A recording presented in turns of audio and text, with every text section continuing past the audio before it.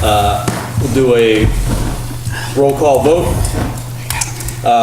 Richard Birch is absent. He'll be coming in late. Todd Dwyer, I'm here. Carl Luck. Here. Katie Childs. Here. Jack Rabbit. Here. Ken Jones. Here. And Bob Pease is also absent. Any announcements from the commission?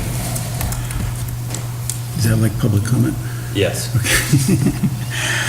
Yeah, maybe some of the other members also had the opportunity. There was a Massachusetts Association of Conservation Commissioners webinar today that was excellent. It will be available on their website, and hopefully also with the sound, so you can not just see the presentation. But it was very good because it focused on the Wetland Protection Act, stormwater requirements in the Stormwater Handbook, and against the MS4 requirements. And they went through all of them, and it was all good. Their goal basically is to try to reconcile the two, so the towns could just, instead of incorporating 200 new requirements in their bylaws, just incorporate the Stormwater Handbook. The only area that they think they're having problems is with the redevelopment. There's some pretty big disconnects when it comes to redevelopment between wetland protection and the MS4 requirements. But they're working pretty hard on it. It has to be adopted by next July. We have to do something in our bylaws or regulations, one way or the other. So their goal is by January to be through all the hearing processes, so towns would have January to July to implement whatever the results are. So when it's available, I'll let you know, but with some really very, very good information in there, and very hopeful that they can reconcile the two. Do you have a link, Carl? Do you have a link? It's going to be on the MAC website. Okay. Yeah. When I find it, because they said it was going to be, it's like buried somewhere. So when I finally find it, I'll send you guys a link to it. Yeah, I was going to say, I'd like to download the material and put it on the Mac Cloud good folder. idea. That'd be So perfect. as soon as I find it, I will. I'll do that. Yeah, that can be kind of negotiating a maze at times.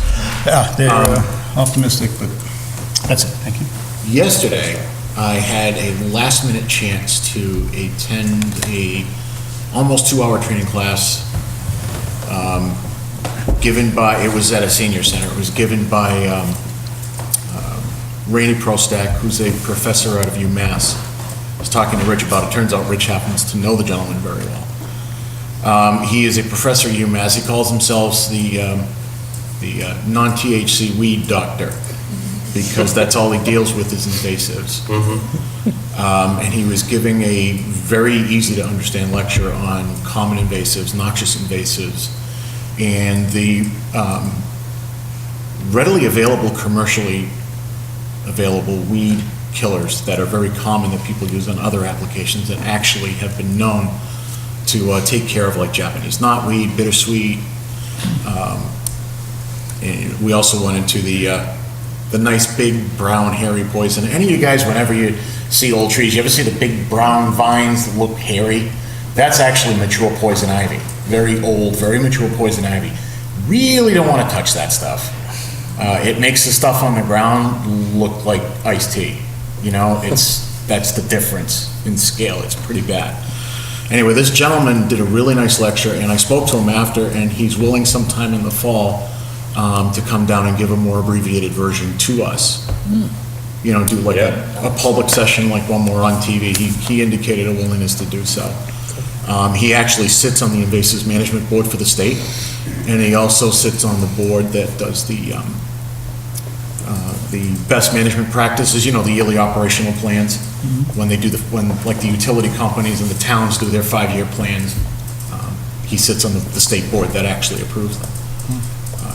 The guy is phenomenal, the way he can explain things in very simple language. He is going to be emailing me his PDF of the presentation. Okay. So I'm going to send that out to everybody as soon as he does. Cool. What was his name again, man? I'm sorry, I didn't hear it. Ryan Prostak. Oh, okay. Any other announcements from commissioners?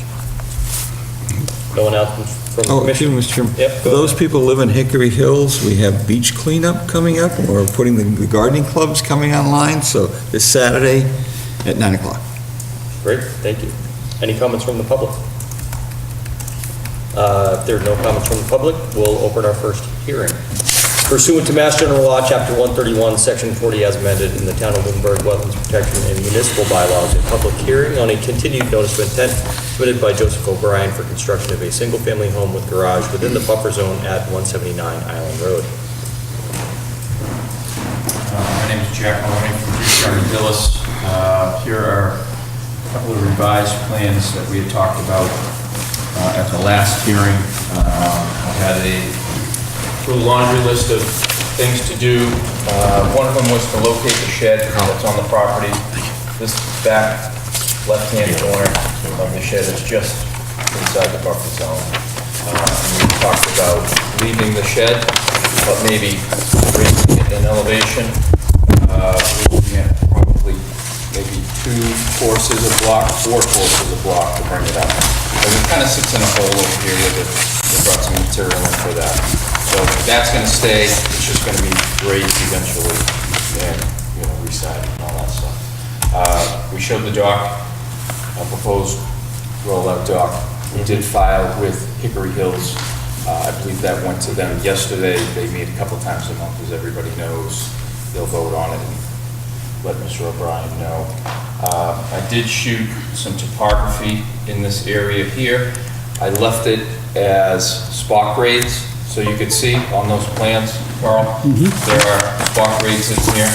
And what I did do was add some proposed contours on how this is all going to get graded out.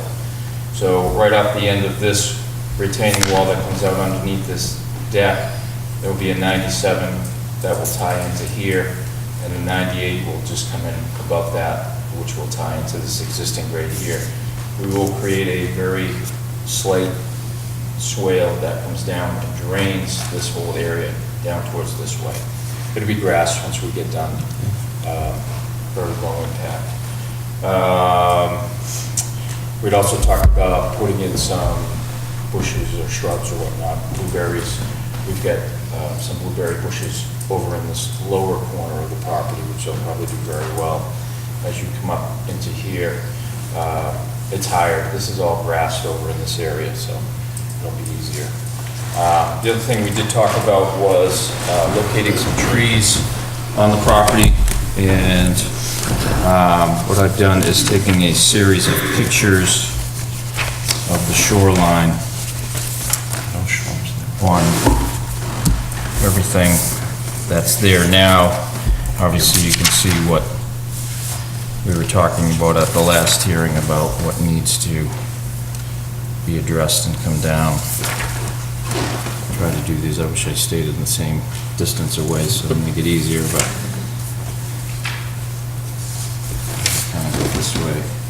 There's that low grassy area where those blueberries would be planted in that corner. So we go this way here. Oops.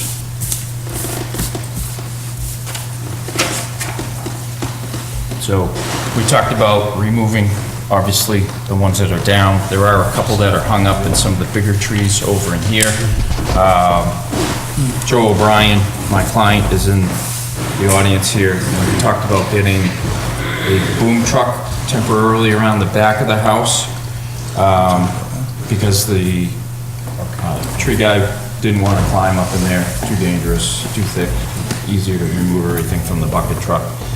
And it's not like the bucket truck's going to be there for a week. It's only going to be there for maybe half a day to a day and pull out at night. All that debris would come out and be hauled off-site.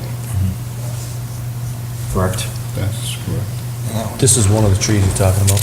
Oh, yeah. That There's some other ones, This yeah. one There's some, hanging. yeah, there's some hanging up in there. Couple that are about 60, 40, 50 feet up. You can't see in these You pictures. can't see, no. That's my fault for not No, that's all right. looking up when I was taking those. So the only one on the ground that's coming is this one? The one that's leaning? Let's get another one over here. About this guy here. Are you gonna be able to trim this one back? You gonna take the whole tree out? That Is this the one? one where the dock is? Yeah. Yeah. No, that was trimmed. There was one pine tree This is looking out the back to the left and go to the right. Upside down. I didn't hear the answer. Is this to trim it? to be lived. Yeah, keep the main trunk, but just pull up those leaners, yes. This clump is gonna stay? That Clump of one, maples. yep, that's staying. Was that the one that we were that's- taking But just, down by the dock? but just trim these, correct? Okay.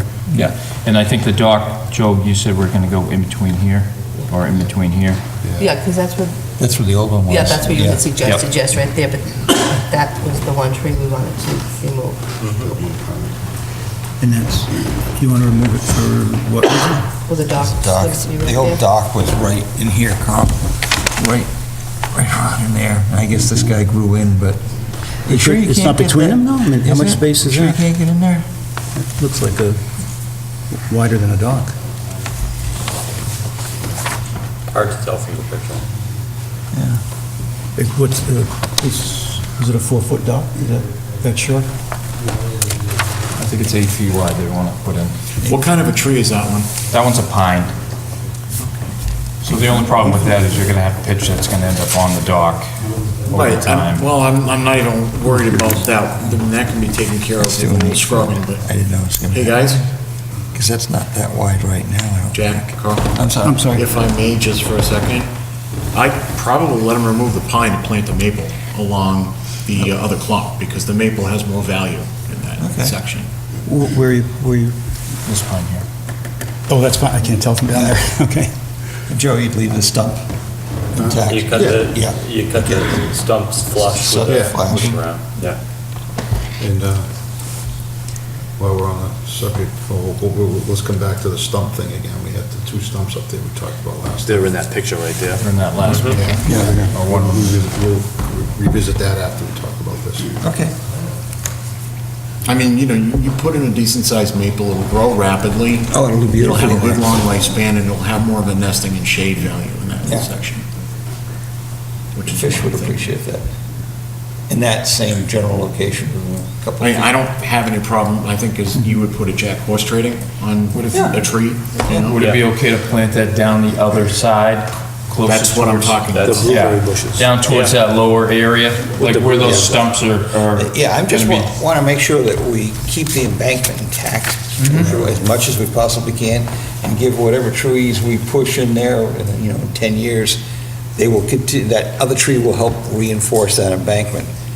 And, because in the spring, Joe, you'll take some pretty good size flow coming off the mulpus. I saw that. Yeah, and it's depositing and it's tearing parts up too.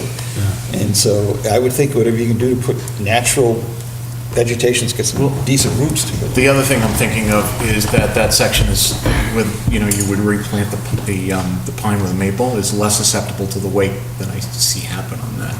You Yeah. can see some erosion in the area where he was putting his dock because of the wake going Yeah. in there. Section in the corner is a little bit more of a quiet section, not as susceptible. Right, I'm just saying, as long as there's something growing in there that's gonna hold that together in 10 years, that's what we really Yeah, want. And that's, the tree will find the water, find the lake real fast, but, yeah, I have no strong objections as long as your embankment holds together. Yeah. Yeah, yes, I think you and I are thinking the same thing in different words. yeah, yeah.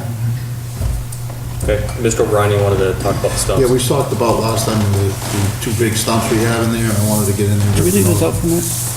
I did, Can actually I did have some these. inquiring with different people that would take them out, and the best bet was what you suggested was to grind versus try to flip them out. Oh, yeah, you don't wanna flip them. And he said, once you get them ground down, they can grind them down so low that any of the bigger limbs that are in the way, they can actually grab and just pull, Pull them out. and they'll come right Yeah. out.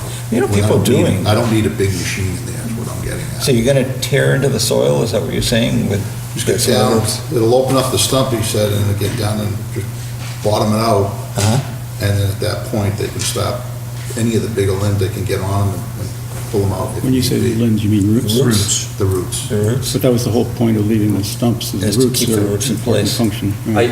I think, I didn't personally, wanna I bring think a all the big roots that are on the water side of the stump, I think should be left in place, because that's helping to stabilize that bank, but the stuff on the landslide, if they wanted to pull some of those out, that wouldn't be, That's fine too. I just, And you know what some other people have done? They basically hollow it out, the core Yeah, out. so everything and then on turn it that into a side, planter. if you don't mess with it. And the flowers and things like that. It'll give Looks you really good. Yeah. And Better it helps it planter. come apart a little faster. But that would be your call, but clearly, with Todd's point is, we just don't want anybody tearing into that embankment at all, or getting. No, well, these two aren't on the embankment yet. Right. That's the So only this, thing. They're well, in the this one yard was area. kind of close. It's deceiving. It's actually right on the edge of the 30-foot. So you got one at 30 feet and one closer to 50 feet. So you're saying it's outside the 30-foot? Yes, it's just over it. I don't have a problem with I don't have, I don't know. I don't have an issue with that. I don't have a problem. Yeah, the only thing with the roots is, I mean, the roots are important for infiltration. I mean, they're the mechanism for the water getting back in the ground. It goes down along the roots. Travel on the channel. So you'd be pulling them away from the lake, is that what you'd be taking, Joe? You'd be taking the roots on this side up? I don't want to disturb the land there. Yeah. From what I was told, that stump was about one of them is about 42, 48 inches across. Yeah, that's big. And the machine I had, I don't know if you'd seen the machine we had in there doing the foundation work. That was a good-sized machine. I was told that even that machine would struggle getting one of them Yeah. out. So bringing a machine in that size, I'd do more harm, more damage to the Yeah. land, just trying to get that out. And Yeah. So that's why we, the grinding is the much better option. But I'm going to still have to get that machine back there somehow. Somehow. So it shouldn't be a problem. Personally, I don't have a problem with pulling the roots out on the land side, but because it was such a large tree, a lot of those roots can extend almost to the drip line of the tree. So doing that can really disturb the bank towards the lake. Yeah. So if you're okay with trying to leave that in place over towards the lake, All right, the one towards the lake was a pine. That one was pretty shallow, and then the other one, the one further up by the wall was a maple. I don't know if that makes any difference. well, I'm just talking about the stump specifically. Well, the root So, base yeah. on the pine is very, very shallow. Well, I'm not worried about how shallow it is, I'm just worried about how far those fingers of roots can extend below there, and pulling it out can disturb If that was the disturb the pine, whole area. it's probably okay, but yeah, I think our policy's been 30 feet inside, nobody's touching the soil. And so if you want to go and pull them out beyond the 30 feet, Yeah. I don't think you'd see an objection, at least I wouldn't be. Yeah, Yeah, I'd be I fine with wouldn't. that. Sever them right at 30 feet. Yeah, there Yeah. you go. Yeah, I'm fine with that as well. Yeah, I Yeah. don't need to, whatever works. Yeah, it's fine. Any other I- questions? from- Yeah, I do, because I'm still on the, maybe I didn't understand what this drawing has, because what I'm still looking for on the drawing is the contours, this is the situation you have where. Right. So towards the all that's house, going to be, it's- all that's going to get smoothed out. So this grade, and When you say smoothed out, is this going to be brought up to that grade? no, this is actually going to get cut down a little bit. Because right now, there's a big berm. What they did is they took the top and subsoil out of there and graded everything back. So, This is a hole, basically, right? And then it Yep. goes Yeah. up this little thing, and then it's this. well, it's graded, it's actually graded down to this, and then it just jumps up. So, Yes, right. so that material is going to get smoothed out. You're all going right, to so remove what more we're gonna- material? Just a little bit more, yeah. Just so What we, is the height of that now? What's the I didn't shoot, I shot the base of it, which was at 95, so we were on a 96, so it's about a foot taller. So based on the spot grades, it looks like in areas you're cutting maybe up to a foot, and you're adding maybe a foot, foot and a half to create that nice slope down from the side of that Well, house. they've cut in here about 2 feet, Yeah, so we're just gonna smooth that out heading this way. Okay. To that corner.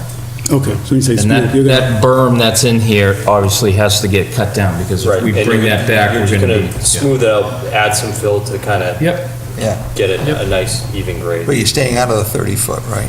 oh yeah, Okay. yeah, that 30 foot's way down here, Jack. And that one, and We're I up. notice your We're up. erosion controls were at 50, is that what they are? Yeah, that It's right erosion, up there. that erosion control's right in through here, Yeah, so. So that step is right here. yeah. I'm sorry, no, I moved this back. That was right at the 50-foot, because I added this grade in here, this little swale, so I pushed this back. So Okay, it the was 50 at, foot is it where was the- at the 50-foot. That burn, that is on the Yeah. 50 foot. Yep. So we're gonna have to go in a little bit, knock some of this down. Obviously, that big maple tree is right here, so we're not gonna touch that. We're gonna come this side of that and just make sure that whatever water comes through here is gonna go that way.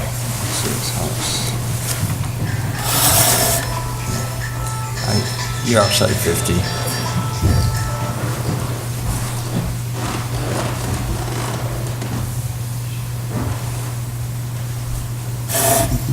Still look like you're not quite satisfied, Carl.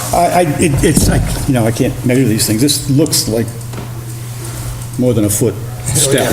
Well, here's the spot grade at the base of that. So you've got 95.8, you've got 95.5, and here's your 96 here. So it's just about a foot or just a little bit less than a foot. There may be a couple spots where it's a little bit higher as you come this way, but basically that's going to get knocked down so we can smooth it all down and create one continuous slope. Yeah, it's the knocking down statement that just always makes me nervous, because how far out here does it knock down, so it's a lot more. You're only talking a couple of feet to bring that back and then grade that this way, so it'll all go this way. 3, 4, yeah, it's 2 feet. The And points all- are 6 inches. All of the grading is within the existing limits based on the hay bales, right? You're not going outside of the hay bales. No, well, the hay bales, I just said that I pushed them back a little bit. We're still outside the 30 foot, but the hay bales were set on the 50, but I had to push them back to about 35 feet at its closest point, Okay. just so we can get that grading in Okay. there. So the hay, because we've moved the hay bales, I thought were the limit of work, Right. and now we've moved those hay bales towards the lake. That was what's concerned me. The hay bales are right on this, I think it's more Now, like a 2 foot is step. does that photo show the hay bales where they were or where they are? Where have they been currently, moved? no, they have not been moved. Okay. They have not been moved. So that might be that might be part of the reason why it's doesn't make sense, because the hay bales in that picture aren't where they're going to be. Yeah, that drops off pretty sharp. Right, right. Yeah, I don't know why the limit of work was out there to begin with, at 50 feet. I don't, yeah, So I don't recall. I don't remember the original. But that was just where he put the hay bales originally. There was no rhyme, no reason for it. So that wasn't the limit of work in the original? No, it was the position. limit of work in the original order. But there wasn't like a specific reason, like we didn't put a 50-foot no-touch zone, we didn't extend it. Okay. He just, because they weren't proposing any site work within 50 feet, he just put the wattles at the 50-foot line. Okay, as long as there wasn't any reason, because we're... Yeah, there wasn't any The specific old, reason. the old plan by the other engineer didn't show any of that grading. So they just stuck it at the 50-foot, went ahead with that. So Right. now, we've gotten into this a little bit deeper, we have to move those back a little bit to contend with that cut that's there.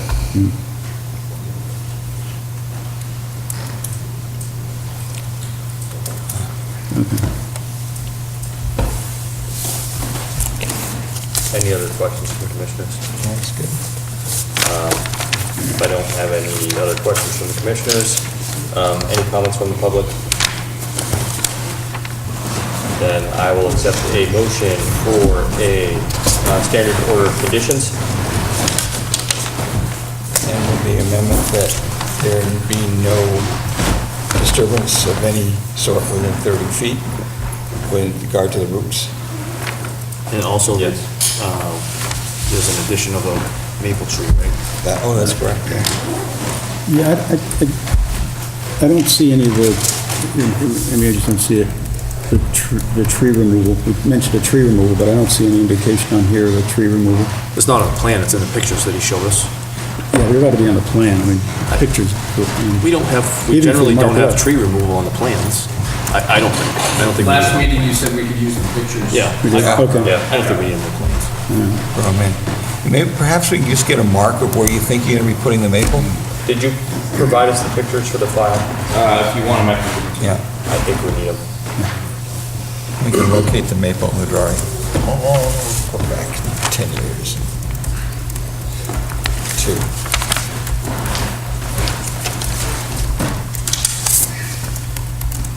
you. That maple would be down in this open grassy area on the other side of where those burning bushes are. Okay, so I we're think. taking the tree that's sitting down here, can we put it up right over in here? Yeah, depending on how dense it is over here, because once you get past a certain point, it starts opening up. So you don't Yeah. really want to crowd that maple in there. Right. So I would say anywhere in that area. Okay. Yeah, that's good. Yeah, we'll get there. Someone gonna make that? I would make that a motion. Second? Motion is second. All in favor? Aye. Aye. You got it. Thank you. Thank you.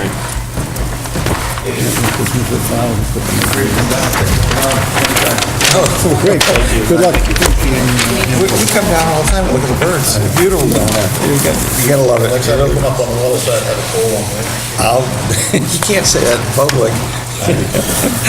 No, it's after we voted for it already. Okay, now we can, okay. Okay. Open our next hearing pursuant to Mass General Law, Chapter 131, Section 40, as amended in the Town of Lunenburg Wetland Protection and Municipal Bylaws, public hearing on a request for determination for placement of a rolling dock at 205 Sunset Lane within the buffer zone of Lake Shirley. Currently, the applicant requested a continuance to the 19th of June.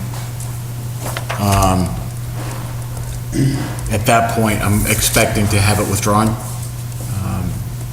temporarily because there's probably going to wind up going to probate because the owner they were dealing with passed away.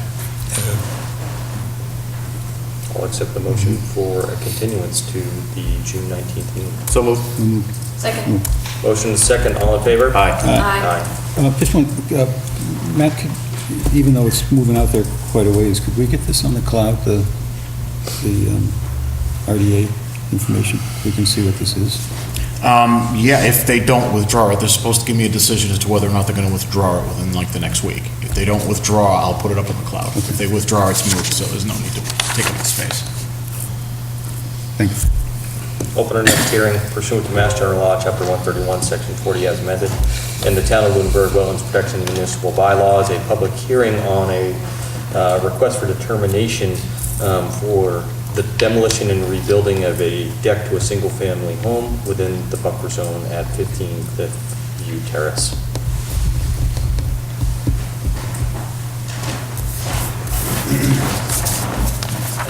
Good evening.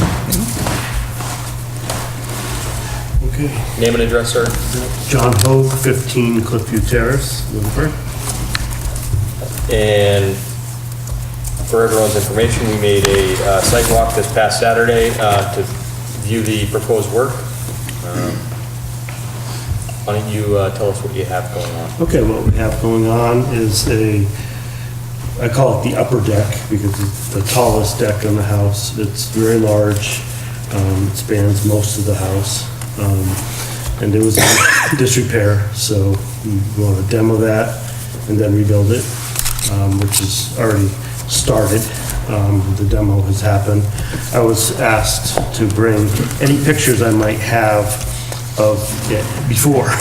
And the only ones I could find was one of the railing and one of the stairs through a window. There you go. But that's the best I could do. And I've got a couple more pictures of the firewood when we get to that part of it. So there's an upper deck, which is going to require new framing and railing and floorboard, deck boards. And then there's a medium deck that goes down from a set of stairs. This, I'm calling this the medium deck, where the framing doesn't need to be changed, just the decking and the railing is failing.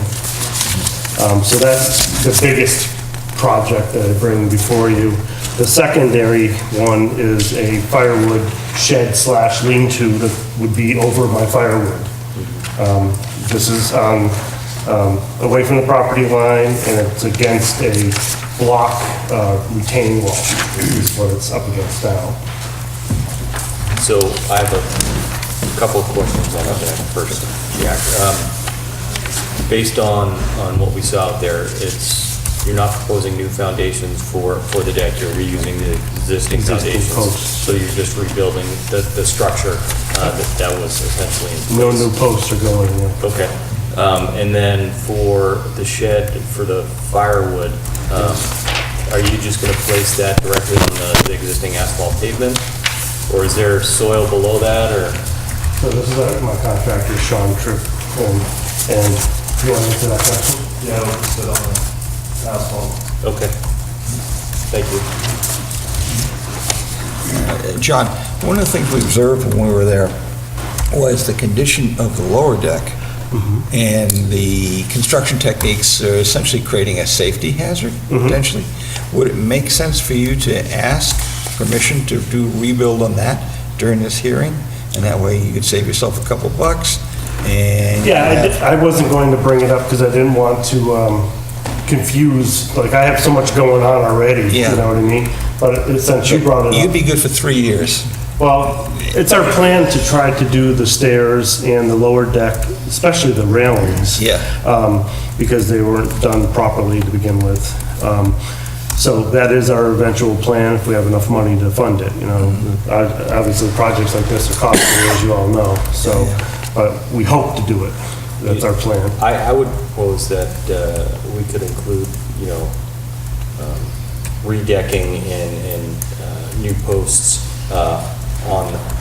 for the decks, but if they were going to do, because some of these decks are any grading or anything like that, or needed new foundation, that they'd have to come. They'd have to come back, right? We could stipulate that. Yeah, If that's, we- Yeah. yeah. Yeah, there are, currently down there are concrete sonotubes that were. That's in that picture right there. Is that what you're talking about?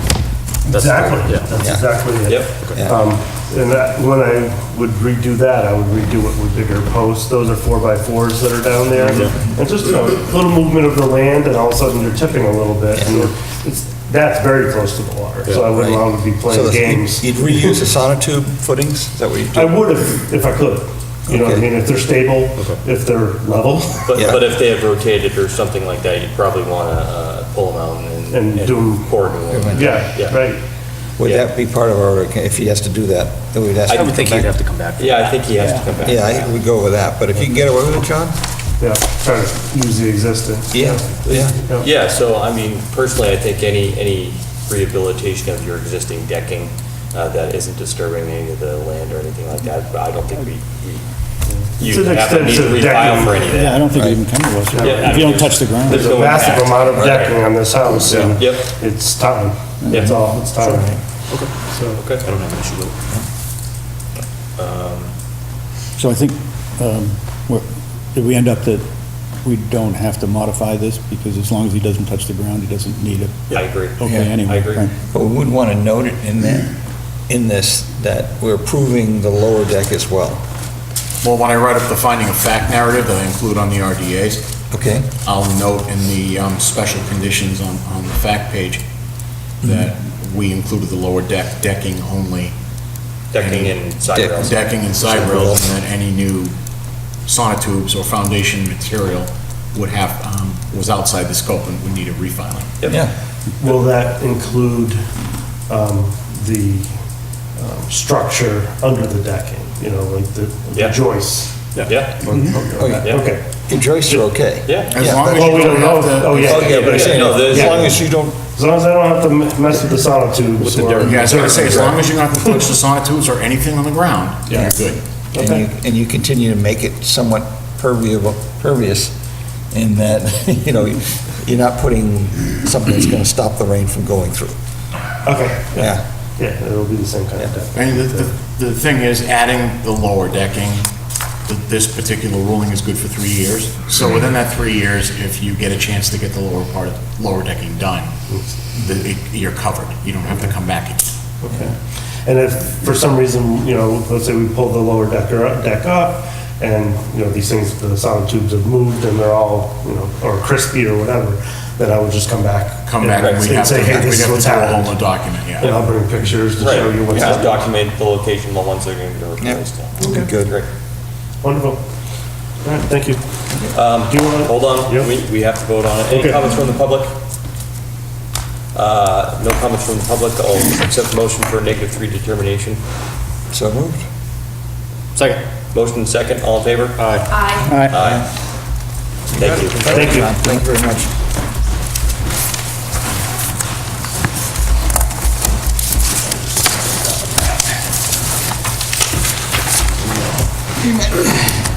Thank you, sir. Pursuant to Mass General Law, Chapter 131, Section 40, as amended in the Town of Lunenburg, Wetlands Protection and Municipal Bylaws, public hearing for a request for determination of applicability for the rebuilding of an in-yard retaining wall within the buffer zone at 251 Prospect Street. Mr. Davis? Yeah.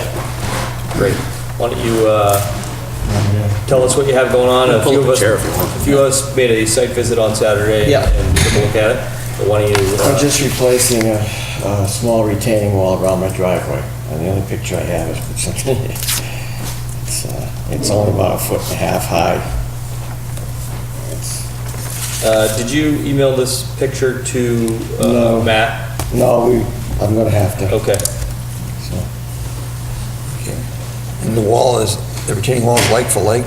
it was just landscaping timbers. And, Right. I'm gonna have Lakeview put the block in there. So you're going to replace it with a Exactly. modular block? Yeah, Yep. yeah. I Yep. can't find the Okay. pictures you originally gave me. I don't know where, I might have misfound.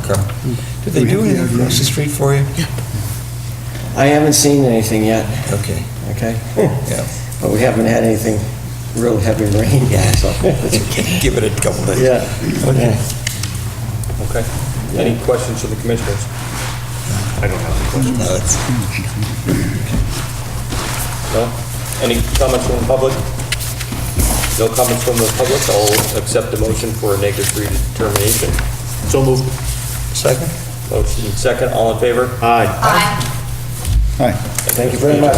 I'm sorry. Yeah, thanks. Thank you. Don't forget to email Matt that picture. Yeah.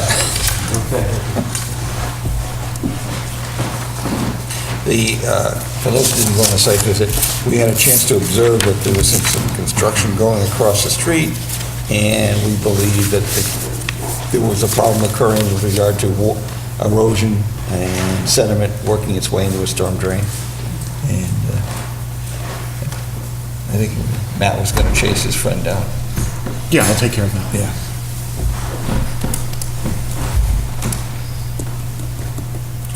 I actually was by there today, which actually, if I may, Mr. Chair, really quick, Yes? I forgot to make this announcement earlier, but today at the Town Beach, the 5th grade class at the Johnny Appleseed School for the 4th year in a row released 160 trout hatchlings.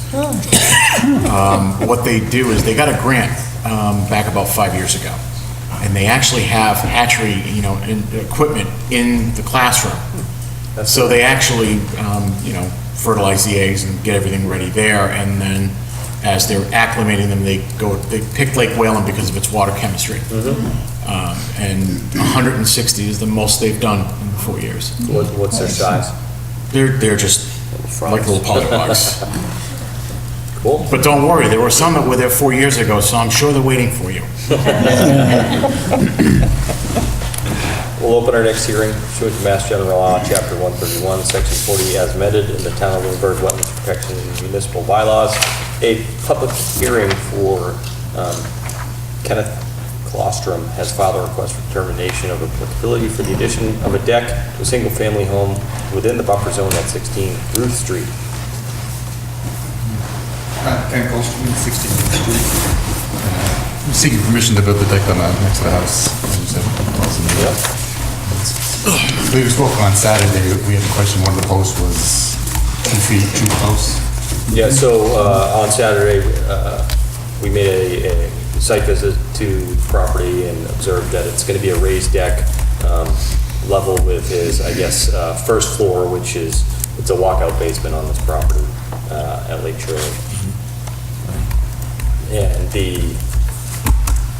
I'm not sure the direction, probably the northeast post was about 28 feet from the Oh, okay. well. So, did you get a chance to consider a modification of the location? Or? I actually made up 3 different modifications to, hopefully, we'll keep agree on one of them. This was the original. This is the original, this is the post that was in question. So I did the simple thing, was just move the post over 2 feet. Yep. And I still believe it falls within the code for building it. Yep. Actually double check with the building inspector on that. Where's the house? I gotta orient myself here. House here. Up there, got it. Garden here. This is the post. Okay, so I came this way, got it. Yep. Yep. Oh, these are also. So that So this was, is the original? that's the original design, that's That's the the- modification. This one, I moved it 2 feet towards the house and shrunk Yep. the whole deck by 2 feet, and I believe it was right at 30 feet when I did that. So that was a third option. And this last one, I moved everything 2 feet this way and 2 feet this way, so I shrunk the deck by 2 and 2. So, So your this one preferred gives you option the if biggest deck Right, obviously, yeah. and stays out of the 30. Correct. And this is an I wasn't on the site visit, I'm sorry, apologize for that, but this is an existing retaining wall? Yes. And all the work that you're proposing is behind that existing retaining wall in any of these plans? Except for these two. Right, but those are outside the 30, right? Right. So the only one in question is that one? No, this, Oh, it's, This corner one. Yeah, no, go ahead. Yeah, this- Ken's right. Yeah. so it's behind the wall anyway, so, Yeah, all right. I'd be in favor of this option. yeah, I agree. Behind the wall, moves it, post out of the 30. if it works for you. Yeah, as long as It's the the best deck inspector and- says it's fine, which Yeah. I read the code right, it does, Paul. Right. I have no problem with the deck, Mr. Chairman. We did have a chance to do the site walk, and I know you recently owned the Yes, property. 6 years. 6 years, okay. Then it would appear that we've seen some trees come down Yes. right along the shoreline, and a lot of them look pretty darn fresh. And so I'm suggesting that we perhaps think about essentially replacing those trees. Okay. Okay? And I didn't necessarily get a count, but there was some fairly good-sized trees, and maybe a half dozen to a dozen altogether, I don't know. There was a lot of I don't stumps there. think, I don't think it was that much as far, there were maybe little saplings, but the substantive trees you're talking about were Yeah, about 4 in and so- number. That's what I recall, Matt, is Yeah. about 4 larger diameter, There were, maybe 4 to 6 inch diameter. yes, I've got trees. 1, 2, 3, 4 in here. 5, yeah, 6, 7, yeah, okay, half dozen. We'll go with half dozen. So we could get those replaced? In the same area or? In the same areas, yes, As long same as you're- areas, and if they could be 2-inch 2 inch. diameter, yeah. The other thing I'd be, recommend is, that looks like probably people traffic around there, Old Fish or something like that. I would recommend cutting the existing stumps down flush with the ground to prevent a trip hazard or something like that around there. That's exactly what I was doing. I think that's what I made it. That's why it looked pretty fresh. Yep. So So, they laughed today, I was going down there, I chipped one of them from the lake. oh gosh. It'd be all sorts of benefits. You'd protect your embankment. You'd also, the trees were close enough, they were actually casting shade into the water and cooling the water, and the fish love that. So, yeah, if you could get them as close as you possibly can. Well, you're the fisherman. Well, no, in Without terms of the hitting. diameter, Jack, I don't know if we might want to consider a smaller diameter. I would just be concerned that, because those banks are so sandy, that a bigger diameter tree needs a bigger hole. And the more we disturb that, the more it can unravel, Okay. especially on that lake, because that soil's so clean, that sand is so clean. So you're thinking 1 inch or something like that? Yeah, yeah, Okay, yeah, I'd be okay with that. yeah. Yeah, I don't have a good feel for the Yeah. diameter of the ball size. Yeah, So, that's- it's I think it'd be reasonable. Yeah, yeah. yeah, it's not gonna be easy digging down there without, No, you don't want Right. to touch you that. don't wanna do damage. Yeah. Yep, Okay, and if we get those back in, it'll be 6 1-inch. yep. Yeah. 1 inch. Maples look good. Whatever you want to eat, whatever. Yeah. I think there's an oak there, but, Yeah. Okay, Yeah, that's fine. so if we can get that in the order of conditions? Well, it's going I've to got be it written. Okay. Any comments from the public? If we have no comments from the public or additional comments from the commission, I'll accept a Mr. Chairman, just one second. If this is the plan we're going to accept, do you want to just have an initial that and submit Oh, that? yeah, please. Yes, can you just initial that and date that? Is And that's the we'll plan note we're that gonna that's approve? the plan labeled number 2. Sorry. Yep. Been there before. I'd make a motion for a negative determination with the plans accepted and the addition of the trees to be replanted. We have a motion, do we have a second? Second? Motion second, all in favor? Aye. Aye. You're all Good set. show. Thank you very Thank you. much. No, he's taking us back. Thank you. Thank you. Yeah, Rich is still running behind. Yep. Just sending me a message. Just Moving along. sends his apologies along. It's okay. Yeah, keep going there. You're on a roll. All right. We'll open our next hearing pursuant to Mass General Law, Chapter 131, Section 40, as amended in the Town of Lindbergh Wetlands Protection and Municipal Bylaws. James White has filed a notice of intent for cutting and stumping of trees within the buffer zone for an agricultural conversion to a farm field at 389 K Street. Mr. Christopher, how are you this evening? You have a challenging site up there on Northfield Road. Good to see you again. What we have here is an after-the-fact filing, and from what I can understand, there's been some confusion as to how this project has proceeded. Hey, Tom, can you speak in the mic? Certainly. Sorry. Yeah, it's on there. There has been some confusion as to how this project has moved forward. There are times that an applicant or people will appear in front of any commission and they don't have a clue of what they did or what they did wrong. In this particular case, we have a beginning farmer who literally did not have a clue. He had been receiving guidance from NRCS and had, through their process, because he is a beginning farmer, they really like those kinds of applications. And he proceeded through the application process through NRCS, and he completed what they call a farm and home plan, which basically is what we're doing for crops and so on and so forth.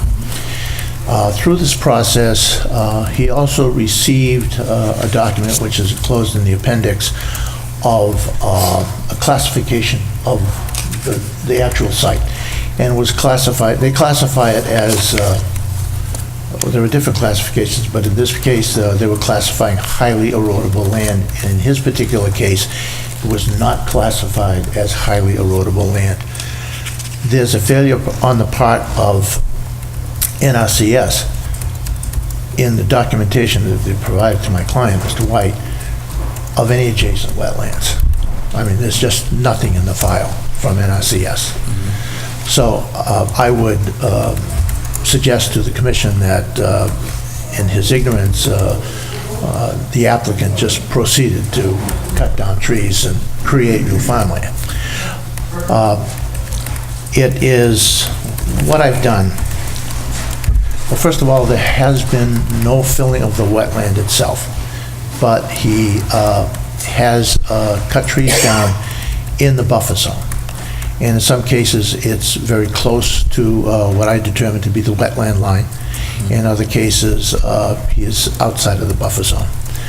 Through this process, which is included in the appendix, he has stacked stumps and wood chips all along the edges of what was a wetland. I think the reason he did that is obviously he couldn't farm it, so he had to put a place, have a place to put stumps. Consequently, if we're looking to control erosion from any farm field, one of the best ways to do it is to take those stumps and those wood chips and place them where they actually are. So what I've done for the commission is actually went out and you'll forgive me that I hand drew this wetland line, but I did take tape measurements specifically to where the wetland line edges are. So in some cases, he's outside of the buffer zone or barely encroaching on the buffer zone. In other cases, particularly on the west side, he's 15 to 19 feet, and there's an encroachment of a small finger of a wetland that's about 19 feet on the east side. So I had a call this afternoon and from DEP, Gary Delmain, and he was a little confused of how this had gotten to this point, particularly in reference to NRCS, because usually NRCS is on top of this stuff. I said, Gary, I don't know what to tell you. You know, you have my file, you see what has been submitted from NRCS, and it is what it is. And essentially, I said, you know, we have a minority farmer that's also a first-time farmer, and well, quite frankly, NRCS and USDA wants this type of client. They do the financing through them, so on and so forth. So I asked Gary, basically, he said, well, is there going to be some oversight? And I said, we can provide oversight, that's not an issue. And he said, can Matt Merrill provide some oversight? And I said, I'm sure Mr. Merrill can provide some oversight. He probably will reassign that to me, since he and I know each other well, but there will be oversight. And I also queried him on what would a certificate of compliance look like in a case like this. And essentially, he would like to see, before any certificate of compliance was issued, at least one growing season under the applicant's belt, and that through inspection that there were no further encroachments onto the wetlands. So admittedly, this is a very thin file that I'm submitting to this commission, but under the circumstances, this is probably the best we can present at this time. As you know, there are oftentimes people who come in front of any commission, and it's somewhat suspect of what their motives are. I don't think that is the case in this particular circumstance. So we would ask for an approval of this notice of intent and go forward from this point.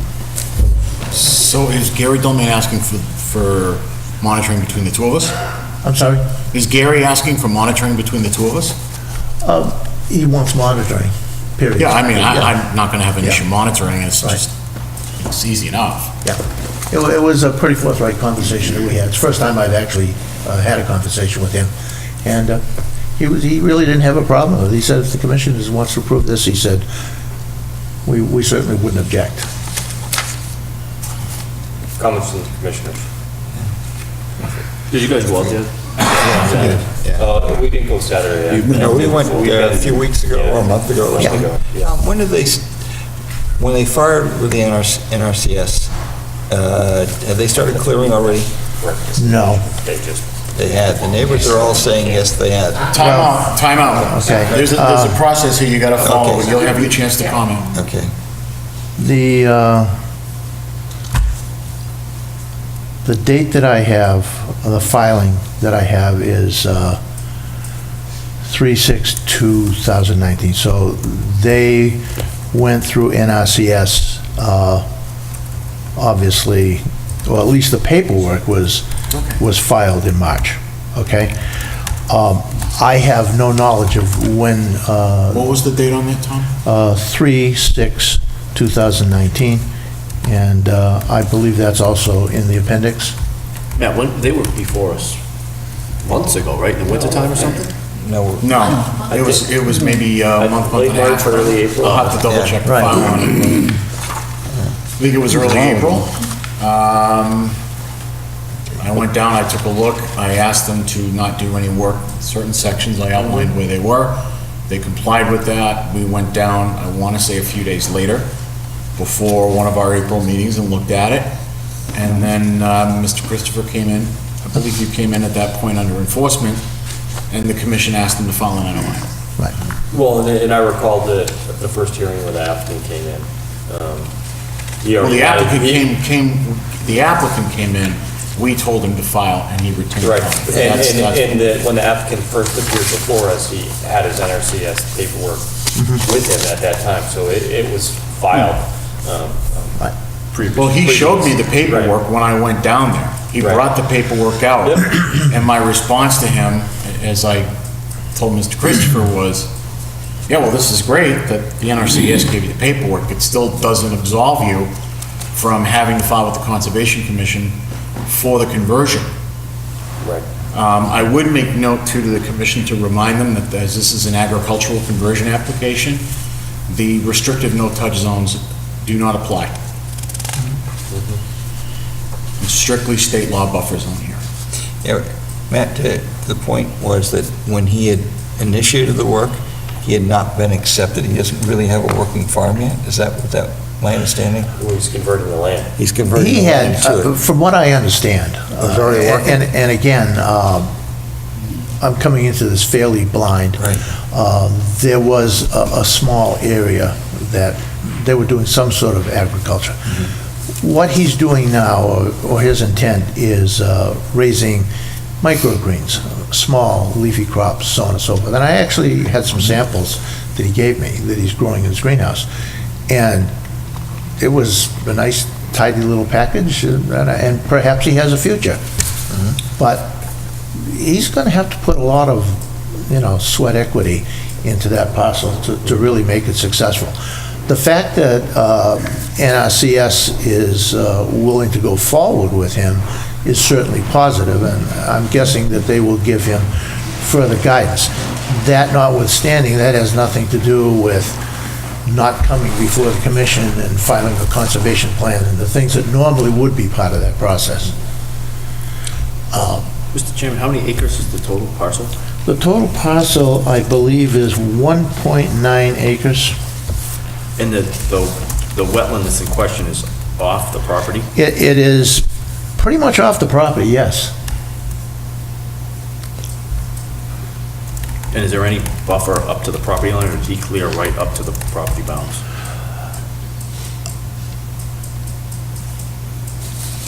I'd have to take another look at that. I would say, honestly, that he probably cleared right to the property bounds, because when I was out there, he had the corner staked, and he had actually run the line. So here's someone who's relatively unsophisticated on even the most basic surveying, but he had the corner bounds and was running basically Mason String. So he was trying to use every inch of his parcel. I did find a file history on him. He did file with us for a on-the-ground solar panel setup, which is, we saw on property. It was released with a certificate of compliance. And I was evaluating under enforcement to see if there was a prior or if there was an example of knowledge of the filing process. And what I found was the owner actually had nothing to do with the file. It was a solar company that did all the work. So he wasn't even a part of the process. He just signed off to let the solar company do everything.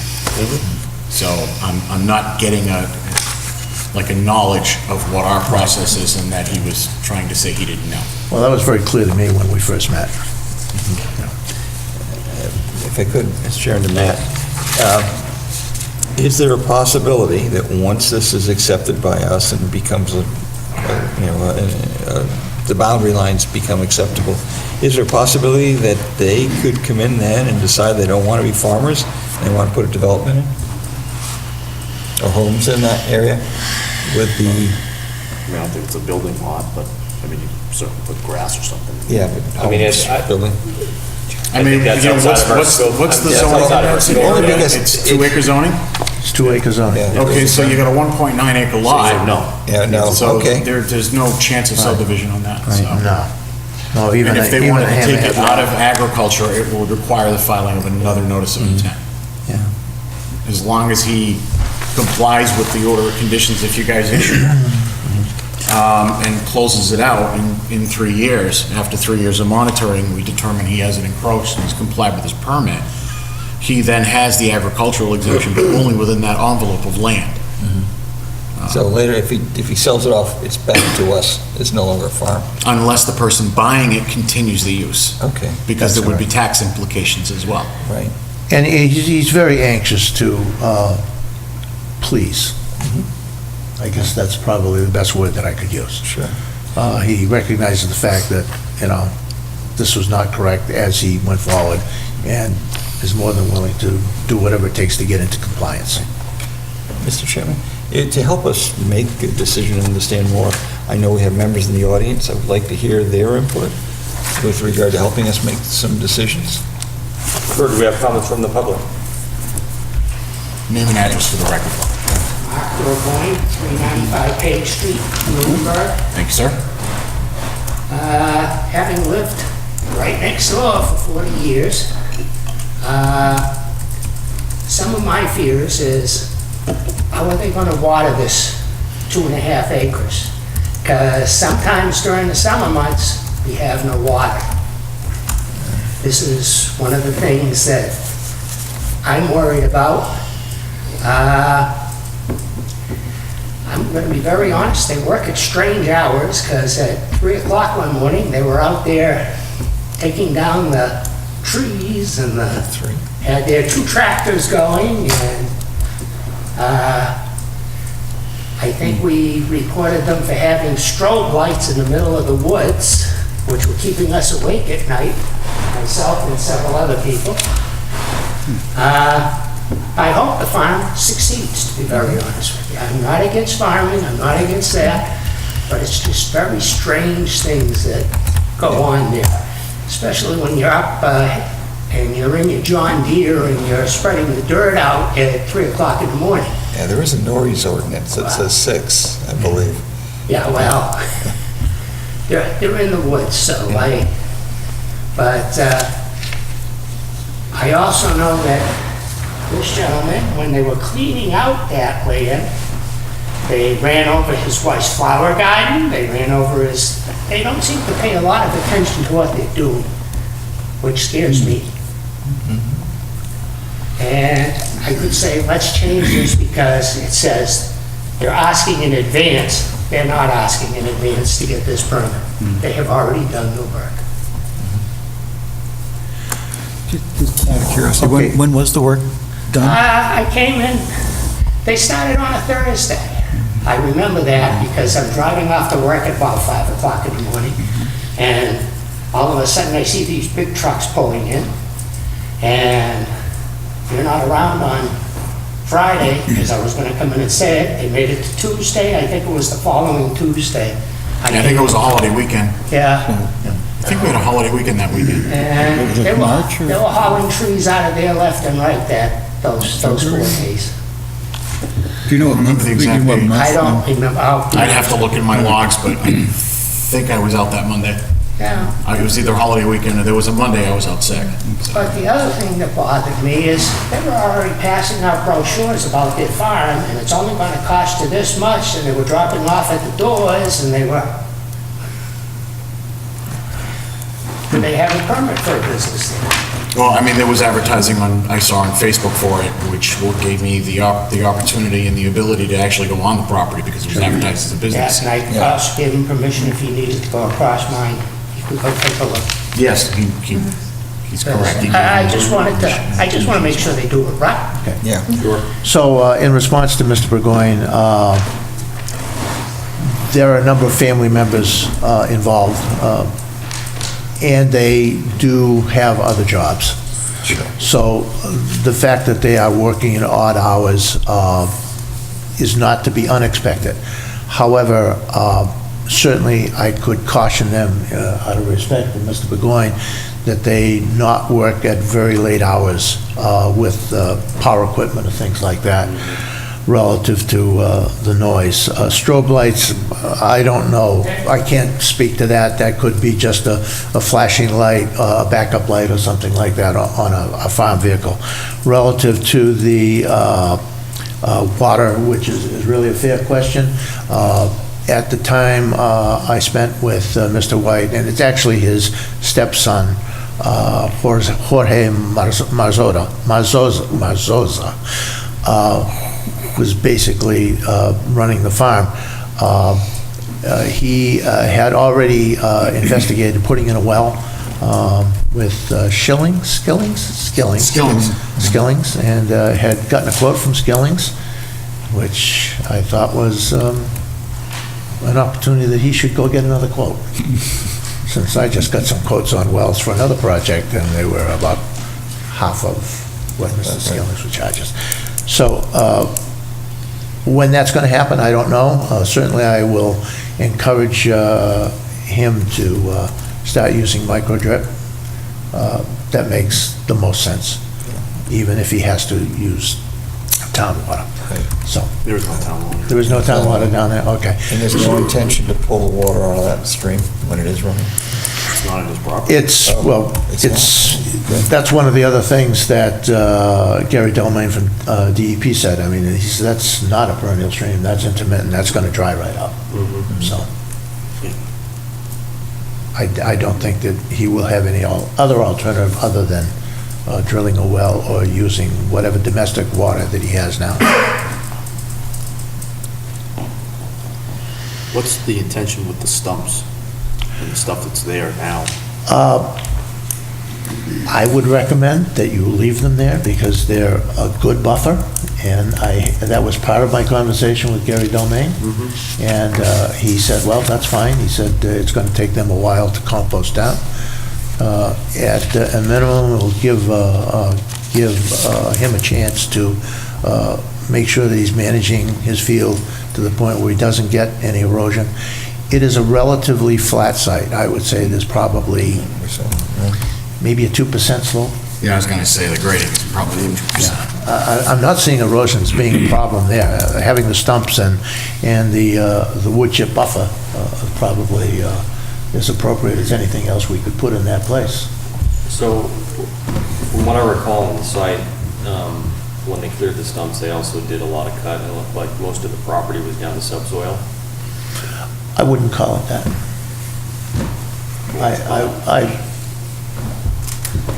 A blend. Okay. A blend. There is certainly no organic layer, that's for sure. Right. But there definitely is a bunch of Class A and Class B that is mixed. And I would expect it won't take him very long to figure out that he's going to have to add some compost to the site. Well, that's kind of where I was going. Okay. Did he have an intention of bringing in compost to the site to make it more? We did not have that discussion.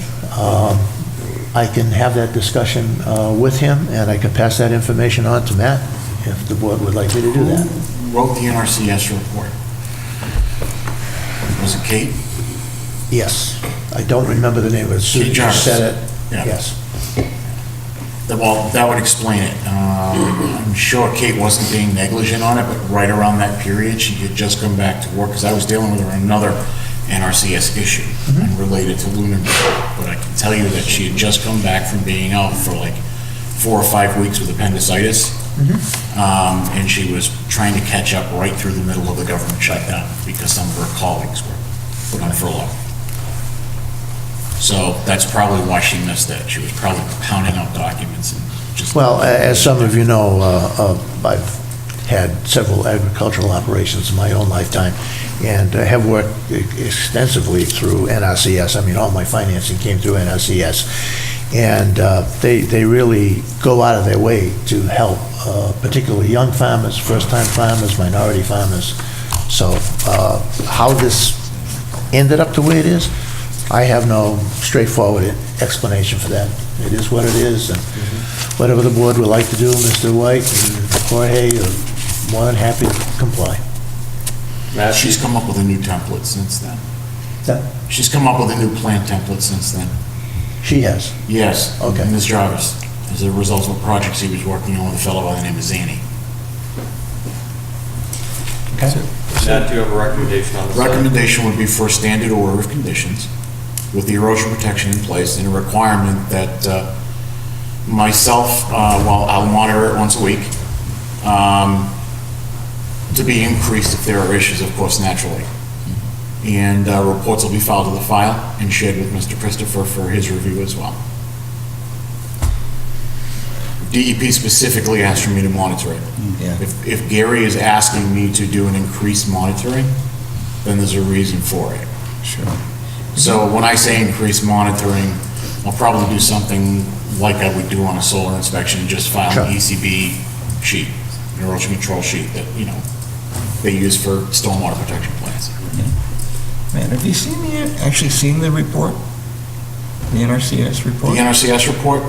Yeah. I have, it's in the appendix. It's in this here? It should be in there. So on the agenda, it doesn't show that we have a DEP number yet? Yes, It just came in today. today. Oh, by the way, Matt, if you pass that on to Matt. Makes sense? Mr. Chairman, are there any other members? Yes, sir. Yeah, we just. Sure. Sir, Need why your don't you name come and up to the address for the microphone, record. give your name and address? William Hicks, 381 Page Street. I have a few concerns. One, it seems like I'm listening to all these people come and talk about doing their decks and this.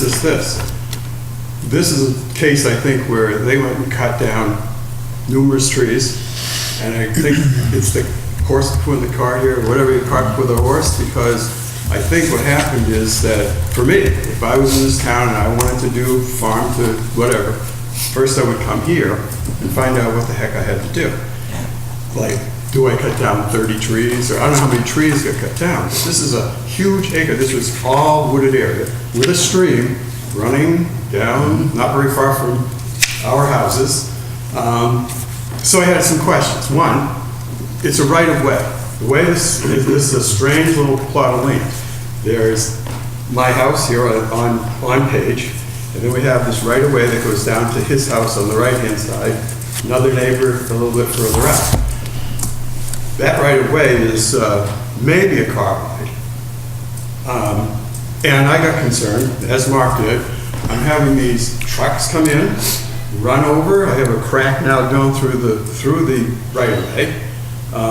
Crack in the pavement. A crack in the pavement. I have a pipe that goes underneath to drain from my yard into the woods. Because the water runs, there's a stream that runs kind of all around the house and down and whatever. And so we have a stream there. So we have that. Like, I think it should have all been done before the commission saying, yes, it's okay to cut trees or not cut trees. Trees are down. The right of way. The other concern, as Mark and I talked, we have wells. And those wells, I wanted to know, I mean, we need to make that public here. If my well runs dry, because he spends, I don't know, 3,000 gallons a day to do a forest into land, how's that going to affect my well? Because my house then is worth zero. Does Lunenburg then take the responsibility and say, oh, we'll come out and dig you another well because we said it was okay to have that amount of water put onto this land? You're correct in that I don't think that land can support more than maybe an inch of soil. I'm not sure what that is, but it's forest. And he's going to have to truck in. Who knows how many Powell trucks are going to have to come down there and throw all kinds of soil on there to make that farm area a place where you can really grow anything. The strobe lights, I'm the guy that called the building commission.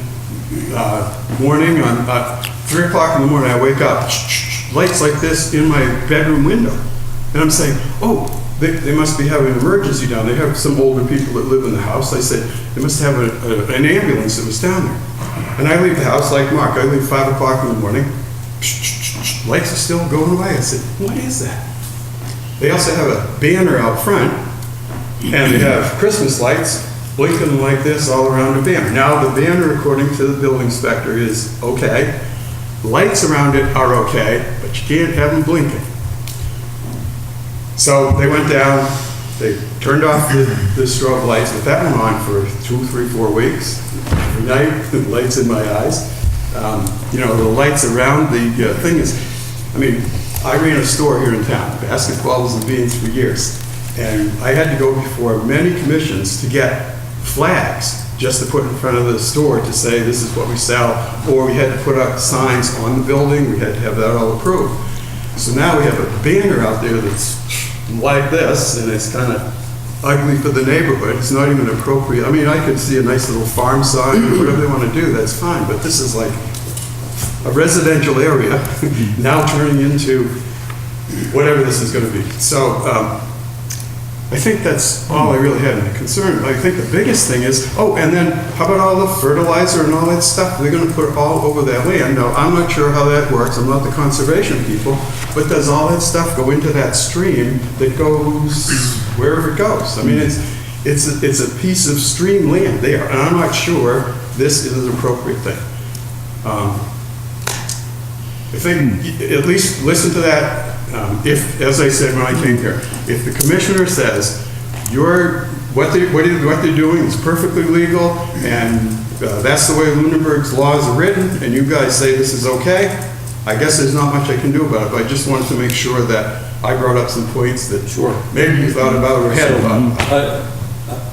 Something would like address, this was originally brought up under enforcement, so we realized that the landowner hadn't properly filed, so we brought him before us to say, what are you doing? You shouldn't be doing this without filing. So it is in after the fact filing. When we brought him in for enforcement, we informed the applicant that you need to follow the process according to the town of Lunenburg bylaws. And that's how he ended up contracting with Mr. Christopher to get the work done that he's done so far. So we understand that too. One of the other things, we run into this a lot, and so the commission has tried. We have some efforts going to try and increase education through the community, so we don't run into this as often, so people will understand when they need to file. Yeah, driving home every day as I'm coming up by PJ Keating's is that nice sign that says Lunenburg allows you to be farmers. You know, there's no explanation, but I'm not against being Lunenburg. Sure, but I am empathetic with your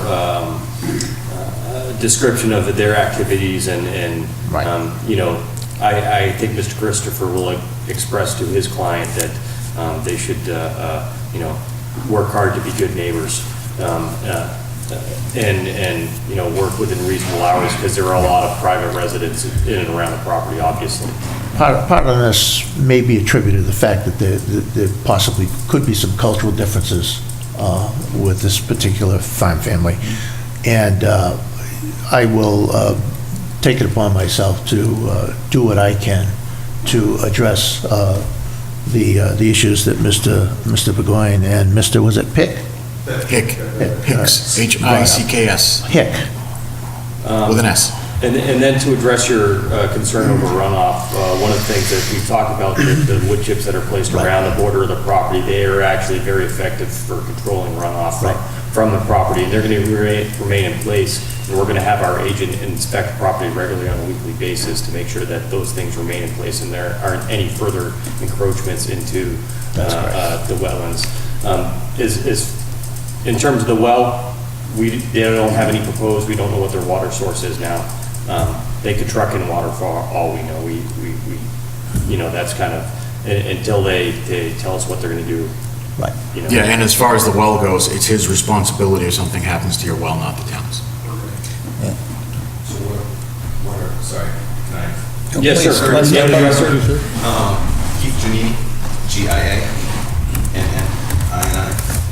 383 Page Street. This is who also looks at 383 Page Street. I want to start off by saying I like Jim, I like Dahlia, I think they're nice people.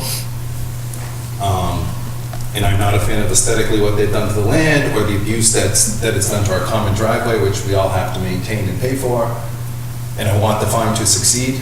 That said, we've been in the house a couple of years. The well's gone dry twice already. So just getting on record, sharing that concern, obviously a very valid concern. So the well has gone dry just in the normal course of Yeah, like in July, you run the dishwasher and a couple loads of laundry and it's dripping. So I'm hoping this spring helps, obviously. So I guess my question is then, if it's his responsibility, if he puts in another well and ours goes dry, what are our next steps? Well, unfortunately, it sounds like you have no recourse because you just told us your well goes dry. Okay, so So- say it goes dry 7 times. That's Okay, I'm just asking. Yeah, That's where between would he you go and your anyway? neighbor. What would he do? It's probably not us. He'd have to go after his neighbor for it. Well, He'd complain to the Board of Health and go after his neighbor. At this point, we're getting into theoreticals, Agreed. and quite frankly, if there is an existing well issue, unless you can indicate that there is some causal relationship to the drilling of a new well, at this point, it's speculation. If I may, you also got to keep in mind that he's next to a very large wetland system. Yes. So if he drills a shallow well, it'll draw from the wetland. Oh, I If he would not, drills a I deep would well, not disagree. if he drills a deep well, it will be in an area that may not totally influence any of your wells. If the well, like you said, this is speculation, but if he came before us, or if he proposed a new well that was within 100 feet of the wetland, he would have to come before us again to get permission to put the well. Well, with agriculture, it would be 50 feet. And secondly, if it was outside the buffer zone, he wouldn't be in front of this board. He would be in front of the Board of Health, I believe. Right. But if it was within our jurisdiction, he would have to come before us again. So these are issues that, for all intents and purposes, I'm glad they've been raised, and I will certainly apprise Mr. White and his stepson on the things that he's going to have to be mindful of as we go forward. Just to be clear, the punishment or the punishment for, and I'm just saying this, like the analogy is if I drive in a 50-mile-an-hour zone and I don't see the stop sign, I'm going 65, ignorance is not you know what I mean? Like, Yes, not following I the understand statute. your So position. I just want to understand what we're Sure, going to do to make sure nothing that's not supposed to happen happens. Sorry. As a board, as a commission, we use our discretion, so just like that police officer may pull you over, sometimes they say, you know what, you may have been inadvertently run a stop sign, you didn't see it, they give you a warning. So that's kind of the course we followed here, because as Mr. Christopher said, and I personally agree with him, I think the landowner was just ignorant of the process. However, what he has done, if he came before us in a normal manner, while we may not have encouraged as much clearing, especially on the west side of the site, we would have let the project move forward in essentially the same manner, because it's an agricultural conversion. But there would have been more trees up on my property line, is basically. Yeah. Cleared right up to our property line. Yeah, where the line, Well, you got to remember, you can't use the 30-foot no-touch or any of those buffer zones in a conversion file, because it's exempt. So, I mean, is there a way to say you're within 100 feet of the wetland, you should have to plant trees back in those places? Right, near our property line? It's agricultural. The problem is with agriculture, it winds up, I mean, we can permit him like we're doing for the conversion, but after that, as long as he sticks with that exemption, unless he violates his conservation plan, there's not much else we can do. Understood. Okay. It ties us up. That's 3. That's probably the reason why the DEP wanted it monitored. And where can we, this is a dumb question, I know, but where can we get a copy of that plan to make sure they're adhering? Send me an email, I'll send you a PDF of the whole file. No problem. Thank you. More than happy to do that for you. Yes, absolutely. Any other comments from the public? We have no other comments from the public. Jack, go ahead. I guess, first of all, I'm pro-farm. I'm happy this town is pro-farm. I absolutely believe it's a lot better than building houses. But in either case, first of all, we've got some property damage that occurred that has not been remediated yet. Did he come back and fix the driveway or anything like that? So Jack, the property damage on the right of way, that's outside of our jurisdiction. Oh, I understand. I do understand. There's a concern about the wells. Okay, that's not too much we can do there. Ignorant of the law, well, enthusiasm, I don't know. But the part that's kind of got me questioning is, we haven't had a chance to really look at the NRC report, and Matt, you were indicating that there's a new format, and the person who did that work was potentially overwhelmed, and everything was backed up. So I would like to. Well, you gotta, Can you before go you and explore that go in that over again? direction, Commissioner, I gotta caution you, before you go in that is that's a federal process. We can't regulate it, we can't sit there and say, we don't want this plan, you Yeah, can't. I'm not saying that. All I'm suggesting is that. I can talk to Kate Can you talk about to Kate? the amendment to the plan, absolutely. And share with her the whole story and see if that has any effect on our decision? Well, I can do that with her, yeah. Yeah, and I would also like to see the intent with regard to the stumps, and are they gonna burn them, what are they gonna do with them? Actually, because the stumps, I know they're ugly as all heck, but they're great little habitats. Yeah, they really are. So, would you like to see, in your opinion, before we approve this, you'd like to see Matt make a thorough site visit to document the existing conditions? Yeah. I can do that, absolutely. Okay. Yeah. I just have a question for my own, and I guess I should probably know this, but Matt, maybe you can talk a little bit about the conversion of residential land or whatever to agriculture. Is there, I know we're a right to farm community, what's the land area that you need to convert? Is there a specific size of land that you have to have before you can convert it to agriculture? No, there's a minimum of 2 acres. Okay, so he's 1.9 acres. He's saying 1.9, I don't know if that's close enough, good enough measurement. I guess I'm just. That I'm gonna have to check with the. Curiosity. I'm gonna have to check that with the Commonwealth, because they're the ones that set that regulation. I think the lot might be bigger, but it cleared 1.9. That might be, I'm not sure, but I feel like the lot is. I guess what is Tommy might know the answer to and that. what is the farming organization that wrote the plan, what's their criteria for having, converting to a farm? NRCS? Yeah. Is it the same, is it 2 acres, is it an acre, is it 400 square feet? It's 2 acres. Okay. Yeah, we do have, I don't see the plan in here. Do you think it's in here? Or it's another folder? I remember reading it, Carl, so. Yeah, no, I Must don't be in question you here. reading it. I just, No, I'm saying it Can't must find be in here, because I remember reading it.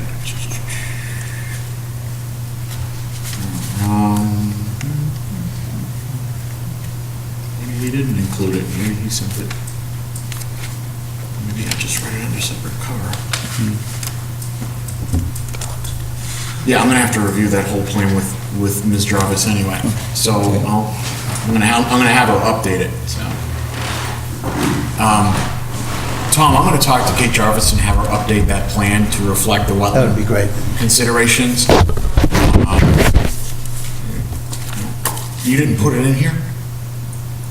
I don't have a complete file on it.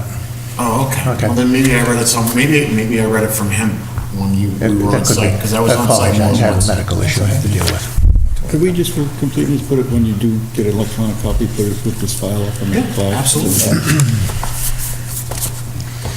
So what they're asking is for me to go and do a current baseline documentation, Okay. and then talk to Ms. Jarvis about updating the conservation plan to add the wetland component into it. Okay, And then just coming back and reconvening on this and going through it. okay. Be happy to assist you in any way you can, or any way I can. So, at this point, is this going to be a continuance? Okay. Yes, we'd like to continue to the first June meeting. June 5th. June 5th. June 5th. With your permission, first time. Okay. And I'll meet with Mr. White and his stepson sometime tomorrow. Yeah, and that way we can discuss the concerns that the abutters have. Okay. Because I know I wouldn't want a strobe light going off in my room at 3 in the morning. Understood. And perhaps repairing some of the property damage that was caused. I'm sorry? There was some property damage that occurred on the right of way. As a neighbor, good neighbor, you might ask him to see what he can do to remediate that. I'll bring, And again, that wouldn't fall under this file, but I'll, just to express the concern of the abutters. right. I mean, there's a school bus that goes up and down. It's getting used. Okay. With that, I'll accept a motion for continuance to the June 5th meeting. So moved. Second. Motion with second. All in favor? Aye. Aye. Thank you, John. Thank you, Tom. Thank you. Thank you. Thank you, folks. By the way, Mr. Hicks, it's nice to see you again. Nice to see you again. He was my 9th and 10th grade guidance counselor. Didn't I do a good job? Oh, excellent. You heard the jokes he's been telling? You did not help him. He came out of it without being emotionally scarred. Good day. Take care. We'll open our next hearing pursuant to Mass General Law, Chapter 131, Section 40, as amended in the Town of Lunenburg Wetland Protection and Municipal Bylaws. A public hearing for John Harrison, notice of intent for the reconstruction of a single-family home within the buffer zone at 14 Sunset Avenue. Hello. Hey. Why don't you take a seat here, Mr. Harrison, and why don't you tell us what you have going on? Use that, I got a couple extra sets.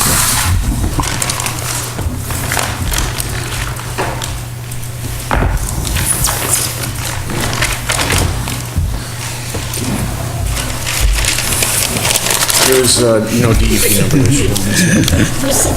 So, 14 Sunset Avenue, this is the property adjacent to Whalen Lake along the line. Right. Correct?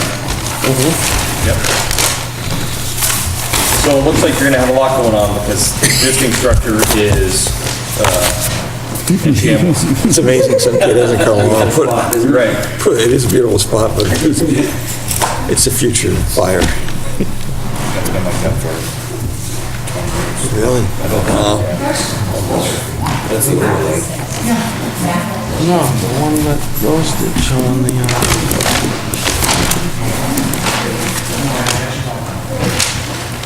So, we're going to, let me see this overlay. This is, we've already gotten approved to take this down and put this, not by conservation, but, by zoning. We got, to do this house. Now, I don't see it, but I have a full plan. Maybe it's in Matt's file. I'm sure Matt has one. Yeah, that shows drainage on either side of here, that we're putting, what looks like Presby systems. I can't remember the name of the system, but it takes all the roof water off and filtrates it into the ground. And the two swales here come down to just a small ponding area. But So essentially, the structure is being replaced in almost the same footprint here. I think it's within, you can see the difference here. It's very, very it might be close. 100 square foot difference, if that. Yep. Or less. Might be like 30 feet. Yeah, my question, if, Yeah, it's the plan that Rose did showing the. Is that one I have? Oh, here it is. It's on page 2. All right, there we go. Thank you. You guys had that in PDF too that you asked for, right? so, Mr. Chairman, before we dive into the detail of the drainage, which is important, Yeah. I'd like to deal with the change in the nonconformance, because it looks to me like it's more nonconforming than it was. The new one will be more nonconforming than the current one. So, I may be wrong, but I'd like to get some numbers of how much, what's the square footage within the 30-foot, 50-foot Square footage of impervious area within of the building in each buffer zone before, today, or, if it were standing, versus the new plan? I don't know those exact I actually percentages. asked Rosemary Chalk that, and she said that the difference was 1.68 square feet between pre and post. Pre and post of the entire footprint, but what about within the buffer zone? Within the buffer. Well, no, it was just within the entire footprint. Yeah, no, I'm more, the 30-foot to begin with, I'd like to know what the current square footage is within 30 feet and what the new square footage is within 30 feet. Well, I'll have to figure that right now. Well, we don't have a DP number yet, so we can't. We can't so vote that's it for it. something that when you come back before us, Yeah. that will, if you can have those numbers with you. Okay, so Yeah. If you want to write them down and. Well, you'll note them and I'll bring them to Rose and I'll have that. Okay. So in each of the buffer zones, what's the current square footage and what's the new square footage within the buffer zone? Is there anything that is closer to the lake than today? These are just questions I'm gonna go look at. I'll you know. introduce myself. Yeah, this is Tim, we're working Tim together on this. John Harrison's partner on this project. We gave up, basically what we did is we moved the house approximately 3 feet because it was so close to this border here. We had proposed that we move it 3 feet towards the center, which was approved. And we gave up 4 feet in depth of the house, existing house, but we asked for 4 feet in width, which was approved. So it looks like you actually pulled some of you're pulled some out of the inner buffer zone, what was closer to the lake. Trying to But set you it. might have more within between the 30 and 50. I thought the front of the house was the same distance from the lake. It is. Okay, so This was the back of the house. You can see on that overlay, if you'd like to take a peek at that. Oh, yeah. So has this got both overlaid, is that? Yeah, the lighter one is the existing structure, and then the pink one is the Right, yeah. proposed. So, and this is 17 feet, how far? So this what's is one? existing right here.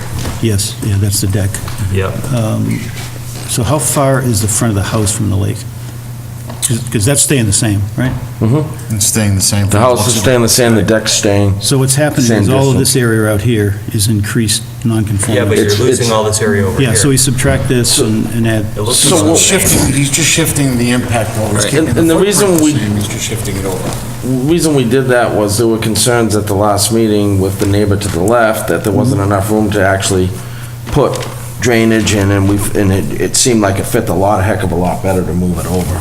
And it, in my opinion, makes a lot of sense when you look at the way it sets.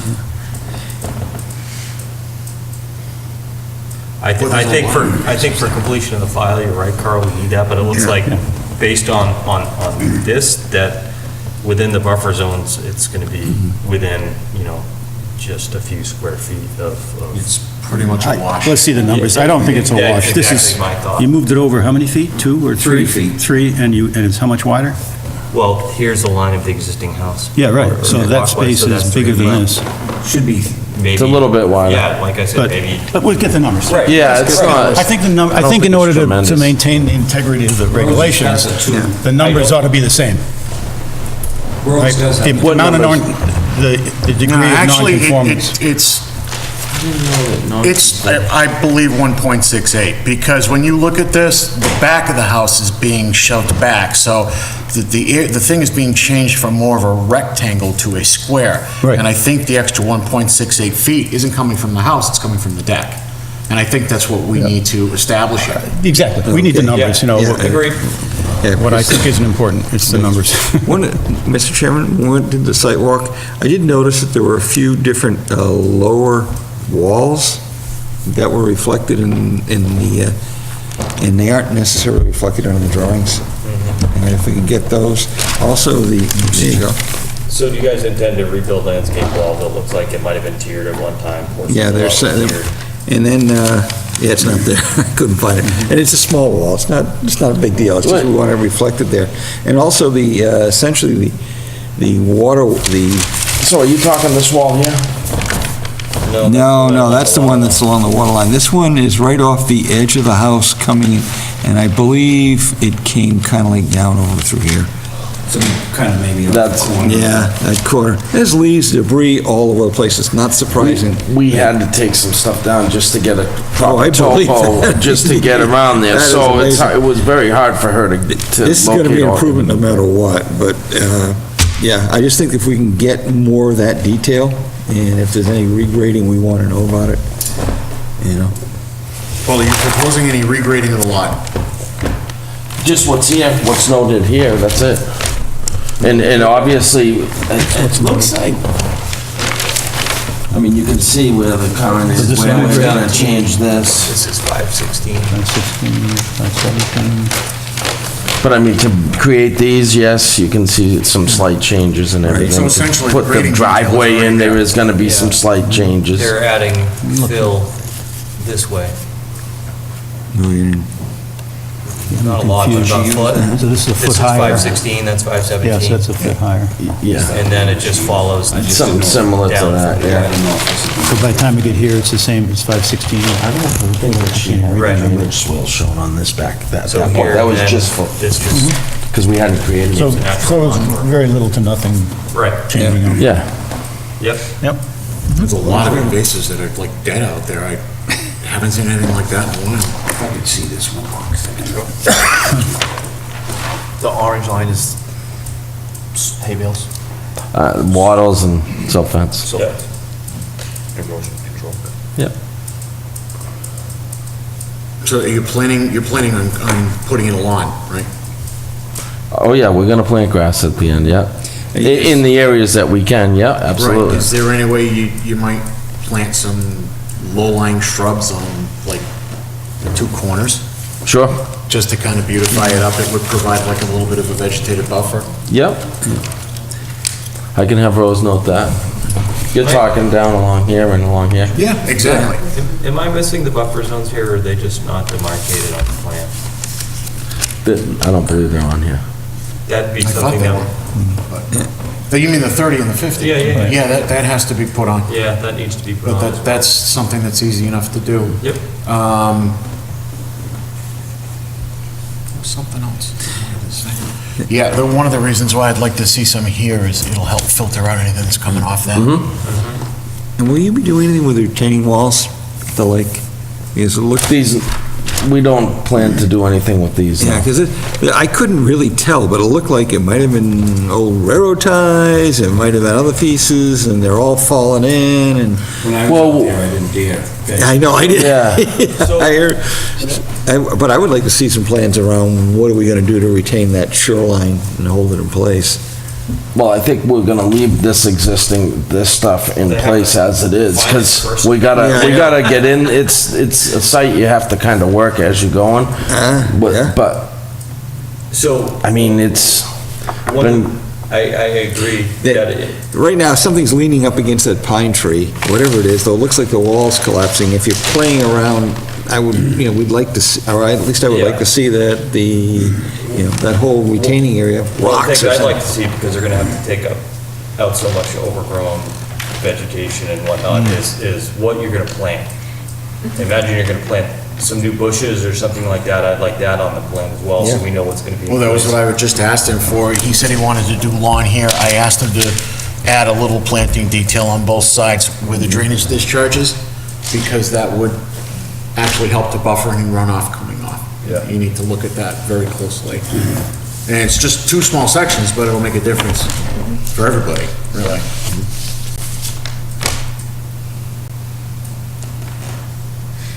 Yeah.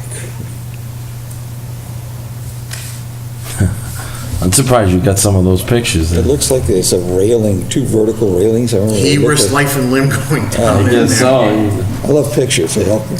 So, yeah, I just can't tell. It looks like a timber, but we're sure you're gonna dress it up, because you don't want to sell it like that, so. well, absolutely, yeah, and we Sorry. understand it's gonna take some work just to get the erosion control put on there and see what's actually going on. Well, to actually be able to have off-street parking, Yeah. on-site parking, which will be the only house in the neighborhood with on-site parking.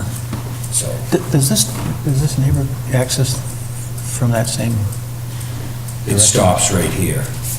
So this is There is a true right-of-way with the town. Right here. That goes all the way past all the houses that are here. You So mean, that is. is it a right-of-way or a paper street? paper street that they use as access.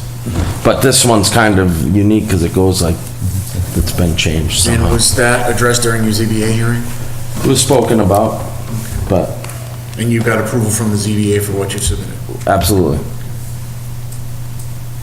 And I think I have the ZBA approval in his file if anybody wants to look at it. No, Our goal is to beautify the neighborhood and to Oh, make it's something that's not, I mean, I don't know why anyone would ever want that to stay, but I think there are some people who do.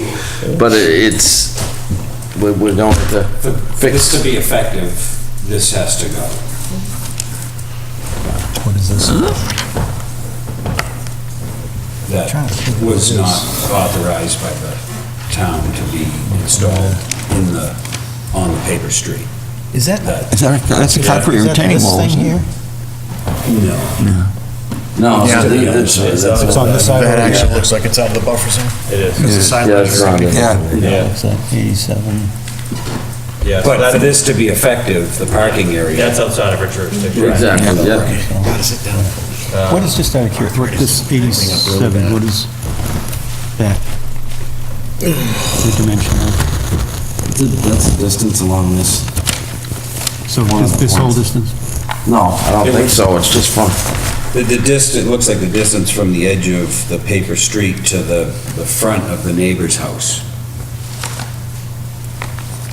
so you go from here to this point. I think it's along the entire length. I think it's the line. Oh, it is the. Yeah, I think I think it's the yeah, line. so the. So 100 feet, so. Oh, yeah, yeah. That wall, Yeah. like, hits the corner. Yeah. Yep, I agree, Carl. Yes, yeah, you're right. So whatever modifications you have on that, we'll take a look at, so just, so you're gonna remove and regrade that wall? This here? We're not gonna do, we have nothing, that's nothing that we can figure out as of right now. Okay. Okay. So I think you have So we have to, you want us to modify the plan, modify the plan to include the 30 and 50 foot 30, buffer. 50 foot? Include the square footage of the structure before, the existing structure before and after within the 30-foot buffer zone and within the buffer zone between the 30 and the 50. Right. and- Yeah, I've got it written And the deck measurements as well, because. Oh, the deck too, right. Yeah. Yep, Deck measurements, note whatever plantings you're gonna propose within that 30-foot buffer zone, the lower area that you're gonna landscape. And that's what I had. Anything else? What was that last part? The, note whatever landscape plantings are gonna be proposed within the buffer zones. And the retaining wall at the water's edge. And if you're gonna modify or reinforce the retaining wall at the water's edge, let us know. What you did, if you intend to leave We it don't. as it is, then, as of right now, that's what we intend to do. He's not proposing any work on that. Right, on the edge, right, I understand. It looks like or it's any of those collapsing. down there. Yeah. So, I mean, to me, if they got in there and once everything's clear, then they can actually, see under all that brush and, say, hey, we might have to rebuild part of this. I mean, I think That'd have to be an amendment. Yeah. Yeah. Would it be an amendment or a field change? No, that would be an An amendment. amendment, so they just come in for an amendment. Because it's right by the water, it would have to be an amendment. Okay. So is there a wall or something over here that I'm seeing in this picture? Yeah, there's something like right here that's gonna be taken out because we're gonna be putting the So we need to driveway. That in line with this. we're Yes, gonna keep yeah, going. yeah. So we need to Show the prior. somehow indicate that, because that's, within 100 feet. She's showing the wood fence. Yeah, it's But not just along that wood fence. Yeah, just on the other side of the wood fence, there's the. Yep, I got you. Yep. Oh, it's almost right under the. So let me ask, if we can reproduce all that and bring it to Mac, can we get a conditional approval? No. No? No. But we'll put you on the agenda for June 5th. You have no DEP number yet. Okay. And they can't issue any documents without a DEP number. Okay. If we had a DEP number, I think it'd be something we consider, but at this point, we don't have one, so we're gonna have to continue to June 5th. Okay. Now, are we still having a special meeting on? The 29th? The 29th? Yes. It's something we consider, we could put them on. the That's up to agenda you for guys. that. I could come in, Mission out. what day of the week is the I 29th? wouldn't be in favor of No, that. okay, so the 5th. It'll be the 5th. Okay. So with your permission, we'll continue. We still have to, you have a butters here that. Right. Okay. With the butters, yeah. So before I accept that motion, any comment from the public? Not at this point, as long as, the changes are done on that property, and I don't other words, your concern is that all the work on that property stays on that property? Correct. Yep, Oh, it seems to be what the plan indicates. yep. Well, there was just a mention of the blocks that are there. That's out of our jurisdiction, so we can't address that. Other than that, See you June 5th. All right, Good. very good. So I'll accept the motion for continuance of the June 5th meeting. So moved. 15th. The 5th. First Wednesday. First and third Wednesday of the month. June 5th, then they get an okay, so they could start tearing and building June 6th. No, we have to get a permit. So, is that a week? Probably not. Are we talking in the dead of summer, you're gonna be building and, because I'm the one who owns the right of way, and I have grandchildren, that, they think that's free rein, So how are all these trucks gonna come together? That's still a concern. So your grandchildren think that playing in a yard that's not theirs is free rein, and that's my fault? That playing in the way. Okay, that was addressed at the ZBA, because I read through the minutes. We can't relitigate something that's not in our jurisdiction. Agreed. Any wetland concerns or anything like that, always happy to hear. We have to keep it on track, because if we start litigating stuff that is not in our jurisdiction, the hearing becomes illegal. Not that we're not worried about your concerns, ma'am, but we can't work outside of the scope of what we're allowed to by law. That's understandable. So ballpark, could they still be building by July 1st? Possibility. They have all their permits in order. There's a certain waiting period after we give approval. That's correct. But they don't have to wait. They could go on their own risk. And then we get, They're exactly right. yeah. All right. We would address Did you make and that mark motion? everything out and make sure that everything was safe. Did we make a motion? to That we continue do. June 5th? Yes. We did. And we So second. motion and a second. All in favor? Aye. Thank you. Gentlemen, We'll see you on the I think 5th. it would probably be prudent, because of the changes that the commission wants, and, I know you asked me to note this stuff down so that we can make sure we all kept it straight between us. If probably you two and myself met with Rosemary. Yeah. And went over the changes. Absolutely. I'm willing to go to her office, because I know Okay. she sometimes has a hard time, like I do with the arthritis, so. Yeah, no, absolutely. Anytime, you tell me when, and I'll be there. Similar line, it's in the regulations, but can we make sure that we get the information, the updated drawings and the information at least 5 days before this hearing, not to walk in with it? Absolutely, be right on it right away. Yeah. Yeah, that's the end, that She's would be pretty the end good of at the month. turning stuff over fast, too. Yeah, just make sure it gets to us. One thing I really learned about Rosemary when she was doing the Reservoir Road stuff, you asked her for a change and I forgot it before I even got off the phone. Like I'd be hanging up and there'd be this email with a PDF. I was like, wow. Yeah, good. It's like she was sitting at her desk going, you want this? Yeah, she's really good. One of the worst days, it was so windy, and the young man that was working with, I felt bad, and I felt good, it was cold, but they were there, they were working hard. That's Rosemary, she's a pro. She's good. She'd move her chair, and she'd sit, and they'd start shooting, it was pretty amazing. All right. Good. Thank you. Thank you very much. Appreciate Have a it. good evening, thank you. Thanks, guys. Yeah, so you let me know when you want to do that. ASAP, we'll want to do it as soon as possible. Okay. Tomorrow if you want. I was gonna say, give me a shout in the morning. Okay. Okay, we'll see what the day's like, maybe Thank we you. can start getting this out of the way. All right. Thank you, Jeff.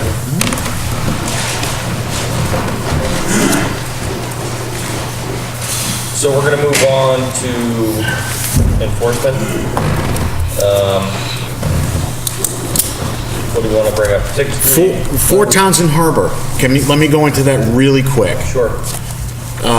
The gentleman was supposed to have the engineer contact me, the timelines went by, I heard nothing, so I sent him what I affectionately like to call a nastygram. Within 2 days of issuing the nastygram, I got a call from the actual engineer. I spoke to the engineer. We should have something for the June 5th meeting, actually, on a notice of intent. So that's all set. I can go on to 63. And Matt, was there anything on the cleanup in the back? I talked to the engineer, the cleanup was part of the NOI. Okay, and because they actually were doing work in the back of the house, well within the 30 feet. If they're not, are they touching earth? Because I didn't see them When they touching were earth. working on the house, he was cutting things, he was working, but generally, he was inside the 30 feet. All right, I'll call his engineer tomorrow and tell him, And hey, saying, do it outside of the buffer. actually, I don't want him working on the side at all unless it's interior or on the structure. Okay. I don't want any side Yeah, work he was going on. definitely outside and having a good time. All right, so how about 63 Prospect Street? Come on down. Didn't we just see these guys a couple days?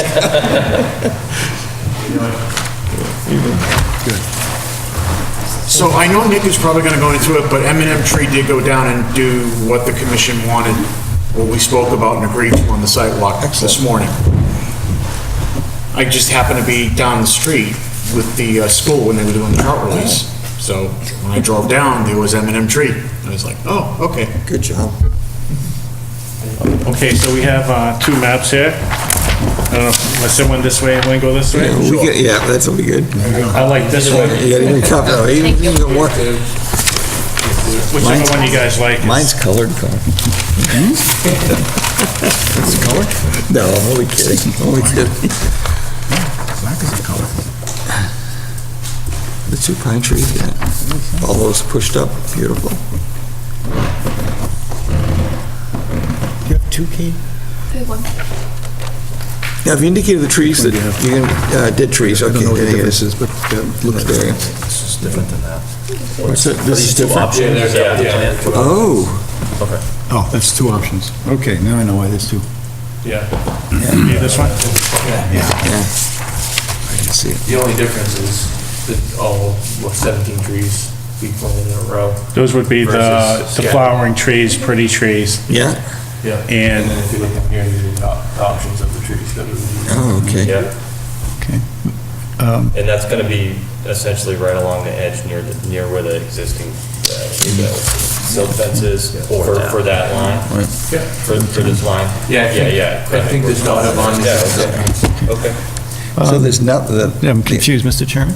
I thought when we were on site, we were talking about, this kind of, the Right. 17 trees in the bulk of the area, but then another 17 along the perimeter, because the... That's what we talked about. Right. Yeah. Okay. right, it was I gonna just be, know if I was somewhere else there. Yeah, no, that's what we talked about, but then this is what was proposed. I don't know, I mean, what we thought is, I like the idea of the line of trees along staggered, yeah. and they'll be staggered, but I'd flowering. also like to see, maybe not this many, but at least a handful more tree. Yeah, give 'em a Possibly chance. planted behind there as well to try and replace some of that density that was lost. Because the tree's gonna be small for a long time. Right. And we lost a lot of canopy. So that's something we'd like to, I'd like to be considered. So what are you talking? Personally, I think, considering the amount of canopy there, those were really substantial trees, and it's going to take a very long time. So, I would like to see a 2-for-1, and, basically combine these two things. I like the idea of the color boundary piece, but he can put any tree he wants in the front to give him the color. But yeah, I agree with you, Carl. Put something that's going to be growing in and stagger the canopy as it moves along. What's the spacing on the, roughly? How many feet apart? Do you have a rough idea? I'm just wondering if that's gonna be too close. Well, I had the same concern. Yeah. I don't know what you plant for trees, but if you plant a weeping cherry, Yeah. is that gonna be too close to the tree next to it, I would I'm almost, guessing it would be. yeah. Well, can we put some dimensions on it, though? Because, we got a plan here that's at a pretty small scale, and we got some circles here that are very large, so it may be misleading. So Well, I'd like to see numbers. We have some measurements shown on this plan. Yeah, good, so let's go through the numbers. That you can see. Frankly, this line of trees, I think might be a little too dense, and I would delete almost every other tree along that line. Yeah, I was about to suggest going with 8 of them along that line. How long is that And line? then doing like completely the 17 in the back, because what's going to wind up happening, the 8, you'll still get your wall. Right. But if you put like the amount you're putting in there, it'll be like, boom, a fortress. They're all going to grow eventually too close How together. far apart, like how many feet apart should they be? I think you should be able to fit 8 of them in like 10 feet, 10, 15 feet apart. Oh, wow, that's a lot. 10, 15 feet apart. Yeah, I mean, if you, I was thinking more if closer. you can get them a little, if you wanna put them a little closer, fine. I wouldn't go any closer than like 3 feet. I agree. Okay. Your root ball's gonna be almost that. Correct. 2 feet. This distance looks like almost 150 feet to me. It might be. I'm just saying, this is a 100-foot buffer Do here. you have a scale map? No, I don't have the scale with me. It's sitting on my desk. Well, I was thinking like from the front of the house, like all the way back. Bring it down. Yeah, like staggered. that. Yeah, and if you, depending, you can put as many, if you want to put more in there, be our guest, but I'm thinking that still would like to see something, a couple staggered, that has the potential for growing up a little bit, and if they're the shorter, colorful ones, then you'll be able to catch the green behind it. Right. You know, and that'll, if these are Well, one of the things- red maples or something like that. One of the things I'm thinking, Carl, is I think you're right if it's 150 feet, but if these trees, when they get full grown, or have a 20-foot wide canopy, Yeah, they're gonna you know, close then up. you're only looking at 7 or 8 trees along that line, like Matt said. I think that seems reasonable for the flowering trees along that line he proposes. So cut your density here in half, and then pull them back. Well, could he start it and then just, we come back, or you guys just come and take a peek? Like whenever you guys want? Well, Like, start putting them down? I think tonight we want to agree on what's going to go, and then Matt will just inspect it. Okay. But we want to get your buy-in and the commission's buy-in on what we're going to plant, so we're all on the Right, same page. so we're talking roughly 16 trees. We're talking about some sort of front buffer so that the encroachment won't occur. And after that, have at it. Is that what you're So, thinking? are you saying total 16? So, Is that what you're? I think it's... Oh, is it 18? Okay. I think it's 8. Everything was 18, 18 at 2 inch. 8 trees came down there. I think it's eight trees along the line here, and then this group of 11, I think we have that as well, so that would be 19 trees total. Well, another thing too is there's, you know, the roots from the old trees, and I don't know, I mean, you're gonna be able to plant, I mean, It would be tough. I mean, that was another. without doing more damage in there, you know what I'm saying? 'Cause Big auger? it's already turning green. Well, that's the other thing I wanted to clarify, because would we be able to bring equipment in there, like a backhoe, or, because. You're gonna have to. Yeah. If you're gonna plant it right, you're gonna have to. Yeah, depending on the side of the trees, I mean, the root ball won't be. Yeah, they won't be that bad, I don't know, but they'll be good size, yeah. They'll be good size. Yeah. If you have a machine in there, all I would do is put a line of wattles around that, between you and the... Well, doesn't he have one already? He does, but... Yeah, well, that's right, he's the gonna have wrong to side. reload- It was on the wrong side. He's gonna have to put another line of wattles here just for that temporary work Yeah. and pull them out after. But, you know, to me, I think 19 trees, 8 along the line, the flowering ones you want, and then, you know, this density here for behind that works for me. Yeah, I agree. that's good. That'd be 19. Okay. Okay, so why don't we amend that plan with 19 trees, and we'll get you to sign off on it, and we'll put it in the record, and... So this should look more like this. Yep. Yeah, and just a couple more trees. Right. And you were saying Up there. you're You're almost want to there. start at the top and bring them down, is that what you're thinking? From the very top of the road here, bring it down? Well, Or no. not at the road. Okay, yeah. Like at the corner of the house, like the house is like Okay. right there, start And that's where we tore around out. there. Okay. So these things are, this is the tree that's all got vines all over, right? So that's up on the road, right? Yeah, it's a dead tree. Yeah, but it's up, It would be like that. it's up there. Somewhere there, right, spread those out, how you need along there, whatever you want, and then all those, so that would be that. Okay. Be that. And are any of these trees okay to use? Matt, did you review the planting list he had on there? Were you fine with that?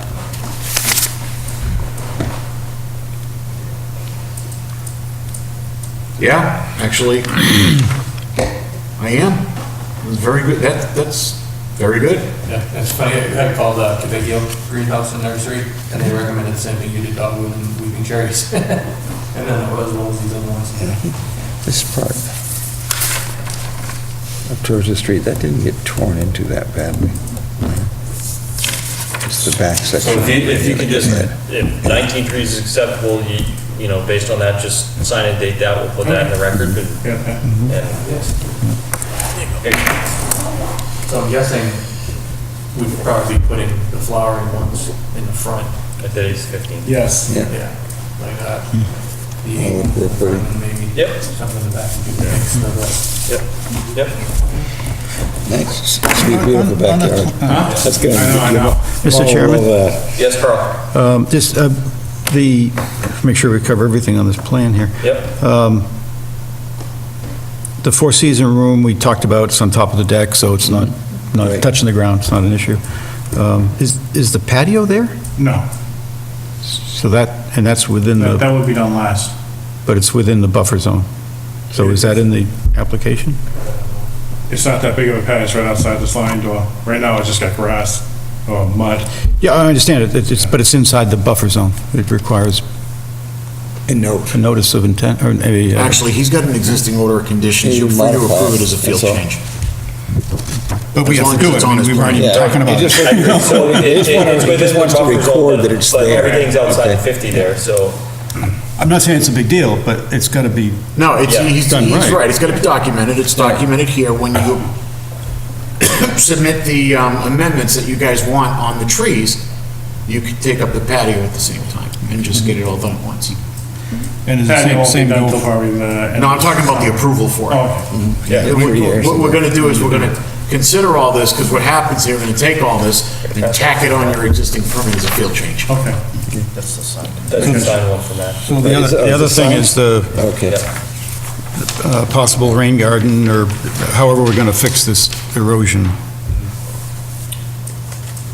Any So- kind of plants? Any kind of plants we can plant? They- Like rhododendrons, magnolia, What are we talking about? In the rain garden, you know, we've got the erosion in the front yard. Again, that's a rough. That's your. What I would that's do outside. is I would call New England Wetland Plants out of Amherst, and I would speak to them about this, because what you could put is a flowering ground mix at the end of that discharge line that'll handle it like a biofilter.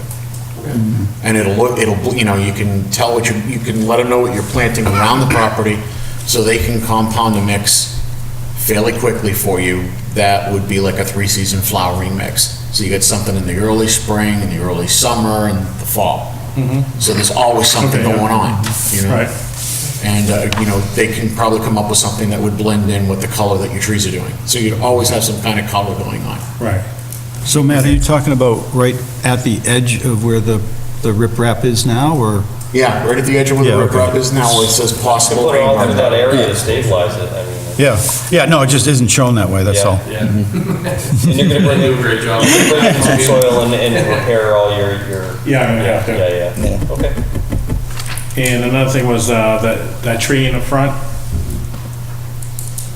Yes. well, I took a picture of in the middle, but it's all rotted in the middle of it. And you can stick your hand all the way down into the trunk, and, So a big windstorm will split it. What do you think, Matt?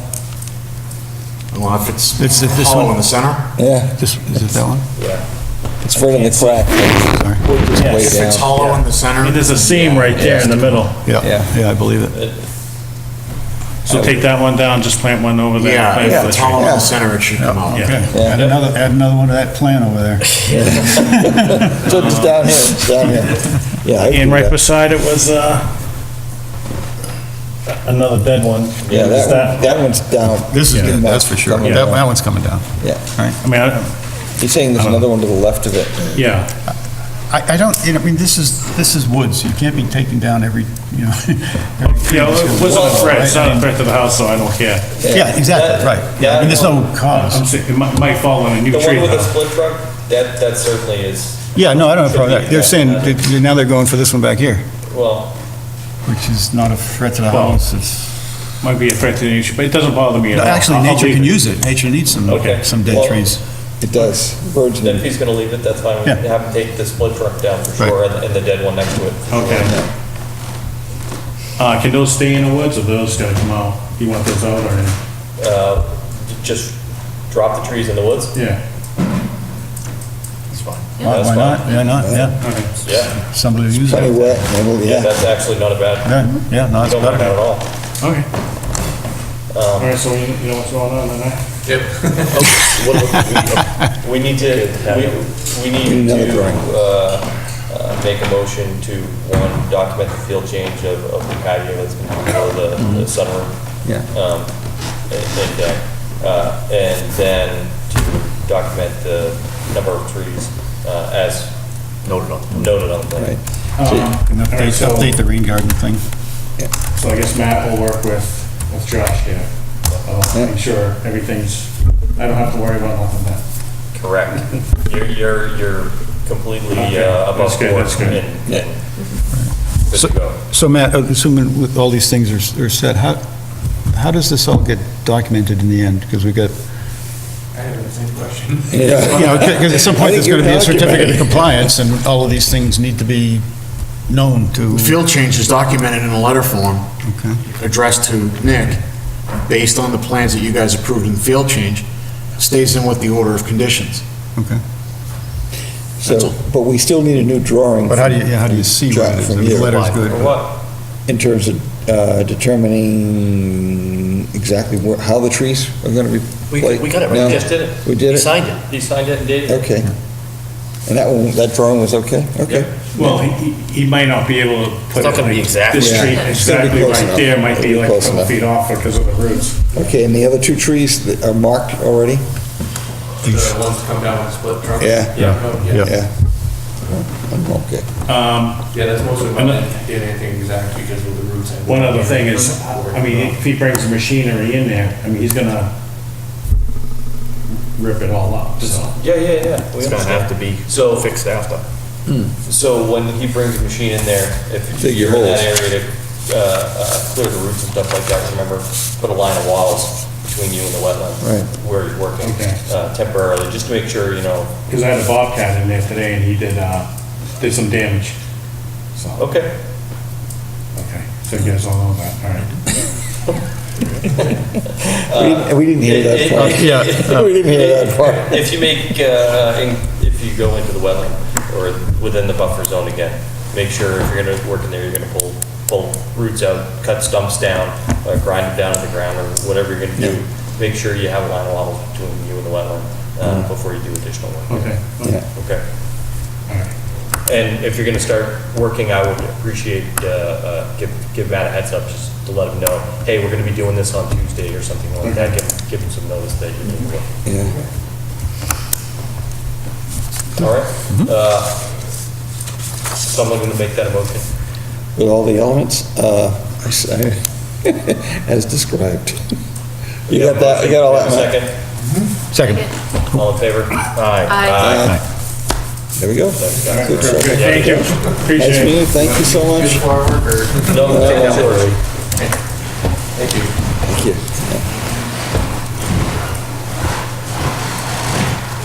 You wanna skip down to, Reservoir Road? Yeah, let's get the people that are sitting there first. She's here for a certificate of compliance. She is. Yeah, she's got a closing scheduled tomorrow. It's on our agenda. I have another one that actually was Greg Whitmer's house. Oh. That Do also you, needs a sign off. It's an order that's You from wanna pass it around 1991. now? I thought I was born. Yeah, as well, we can get that. I got him. Okay. And they're all set now? Yep.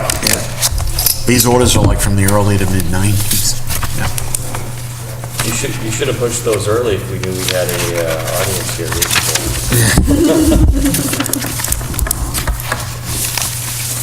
And we're back to our favorite place, Reservoir. I didn't want one other person have to suffer through. Yeah. You're assuming we're going to make you suffer. You've done a lot of suffering. There are two copies of the same document.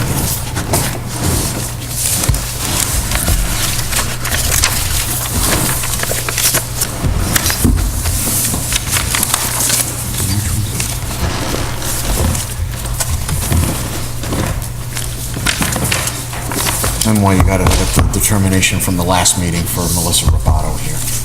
There's only one copy on that one.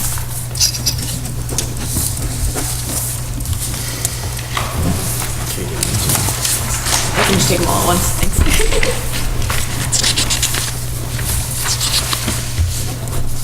What's the address? I'm assuming Carl speaks. 33 Birch Island Way, there should be a, there's the finding of fact sheet showing her address. There's the front cover page showing her address.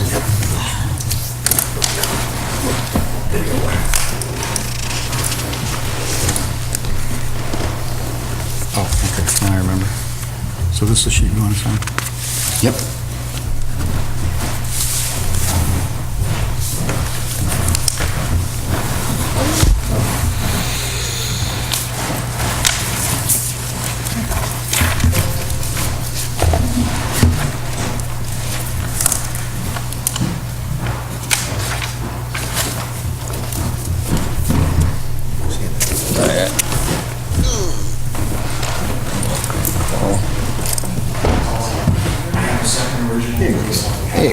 I was at the last meeting, I can't sign this one. Thank you, have a good night. Actually, do we have 4 signatures then? I think. You're good, yeah. Yeah, okay. All right. Those were the last meeting. 155 Reservoir Road. I think it was the last week, right? Yeah. Was it? Yeah, Bob, she was the last meeting. Good evening. Hello. So, we're here because last meeting when we decided on the plan, the restoration, and everything, one of the things that got brought up were the boulders. Yes. And I expressed some concern about that, and the way we left it was, go back, think about it, and come back and see us. So, that's pretty much why I'm here today. You know, I've done a lot of thinking about the boulders, communicated with Matt a lot about the boulders, with Brian, communicate with other commissions about the boulders and kind of what standards are here. You know, bottom line is, I see, is the commission, when the site was originally permitted, the commission decided that boulders, some sort of markers, weren't required here. And the mess that we're in now would not have been prevented with the installation of boulders. It was, you know, it's a rogue site contractor who just didn't bother to read the plans. So, you know, I've thought about, you know, if we put boulders on, you know, I know some people, I know Emily would like boulders on her lot. I've looked at what my lot would look like with boulders, and I just, it's not gonna look good. It's gonna be, it's gonna be, one, like I expressed before, I think it's a hazard for my kids. They're not natural to that part of the riverfront. There's no large boulders in that riverfront. You know, they're not gonna fit in with the landscape of my yard. Frankly, they're gonna be an eyesore. And on top of that, I'm concerned that it's going to, somebody's gonna come to my house, if I sell my house 20 years from now, and I think it will be a deterrent to some potential home buyers, and that's going to affect the market value of my house. And, you know, we've all, I think, us, Brian, the rear lot owner, you guys, we've all worked together, we've come to a good solution here. But I really feel like requiring these boulders is really punitive if people don't want them. And I don't think, and especially for something that wasn't our fault to begin with. And we got saddled with having to solve it, and we didn't do it. I'd really appreciate if the commission would just reconsider the boulder requirement. Unless lots want that. Yeah, as an optional requirement. What about in lieu of boulders, you put a permanent marker inside of your garage on the wall, so you see it every time you go in the garage that says, you know, you're not to disturb, you know, X number of feet. You disturb past the grass, you're not gonna be able to disturb much past the grass. We could never observe that. And honestly, there was a pretty significant discussion about boulders on that particular piece of property. I was under the impression that we had agreed that we would put the boulders in, but that never got transferred to the paperwork. No, it did. It did, yeah, that's why you have to go back. Not all the lots required the boulders. Some of them you approved boulders, some of them you did not. I was under the impression we had done the whole thing. No. I'm wrong. It wasn't a whole Okay. No, line. because we were But there were some pretty boulders far down defined. before we started I hitting the believe there boulders. was some lots needed at the 30-foot and the 50-foot, I believe, is, Yeah, because maybe just so I understand, when you say boulders, what are you picturing? What size boulder are you talking? 2-foot to 3-foot diameter rocks sitting on grade, right on my grass line. Okay. 20 feet on. Just so I know what your image is I with all don't- these things. And then, obviously, we've got kind of some curves and things, and I don't know, we put one at every single corner and turning point. It's, So and I don't know which lot was which, but you made the statement, and maybe it's true for your lot, but that they weren't there originally, but they were there originally. They were in the original requirement. I'm sorry? Boulders were in the original requirement on some of these lots. Yes, but not as a demarc. Yes, as a demarcation. Demarcation. As a demarcation. No, I'm not, my order of conditions happens to include requirements for, I think, it was like a blanket thing that got put in for all the lots, because this was one development. And what I saw was, I think there were a handful of lots that required boulders at 30-foot and the 50-foot. I don't remember that. I remember only boulders, one set of boulders. Can we have the paperwork for this lot? Because I mean, the generalities drive me crazy. Because if there weren't boulders initially on the requirement, then maybe there shouldn't be now. But if there were initially, then... No, understood there, I mean, that's fine, So can we find that out, Matt? If this lot had boulders in the requirement? I don't have the original paperwork on that with me. It was a pretty consistent file. And this board also has a precedent where we've discovered that newer developments where they were clearly violating the 200 feet. They were putting lawns in, they were putting sheds in, they were dumping material down the hills, and we've gone back and we've requested they put boulders in there. We're using that, I think they used to use big aluminum spikes a long time ago, but those that never really worked. And so we've discovered that encroachment does happen, it will happen, and while you may have the best intentions, later on, if you ever sell a house, somebody else is going to say, oh, good, look at this, I can go and get another 50-foot lawn, I can put a little baseball field in there, this is wonderful, and, and so what we're tempted to do is create a visual methodology for allowing people to understand that is the edge, that beyond that is protected, and there won't be any encroachment, and I think we research the order of conditions for each particular lot, and if it's there, it's there, if it's not. That's my feeling. Because there was a lot of thought put in it. And the lots, and I forget what the differentiation was from which lots we thought needed or not, but we don't need to, revisit that. And I have a sense that if they were there, we may not be sitting here tonight, because they probably would have been in the middle of your lawn. Mr. Chairman, we have uncovered a violation, right? And while it's not your fault, we've uncovered it. In the past, we've taken measures such as the boulders to assure it doesn't happen again, and it stays, someone goes and looks at their records and they go, oh, that's why they're there.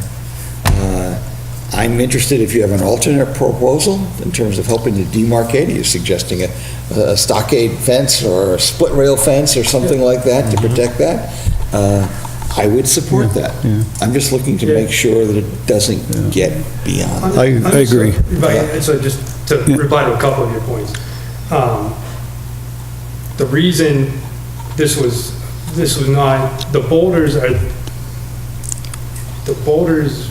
the reason why we are adding the boulders is because the site contractor came in here with heavy equipment, cleared out forest, cleared out trees. So okay, well, we're getting kind of circular on that, Mike, because the plain fact is that the boulders were required under the original order. It's not a punitive measure as a result if they were of that. required under the original order, I am 100% you have to put in the original. However, what the commission is telling you is that they're willing to re-examine the whole thing. So I think that's probably the best way to approach it is I'll research all those orders. We'll figure out which lots required it, because, I mean, I have to say, I don't think we should be putting the boulders on every single lot when it wasn't required on the order. I'm just thinking that we need a I way agree. of creating that. demarcation. And by the way, I wouldn't have a problem with the boulders being taken out if you put a split rail fence in. It's gonna look great, You had a and, couple of ideas, didn't you? I had an idea, but I just don't, I like the way my lot looks now. I don't want to change it. I'm already changing it. Let's take it one step at a time. We'll make sure that Matt has the file. He'll reach out to you to confirm or whether or not it's in there. He'll email you a copy that.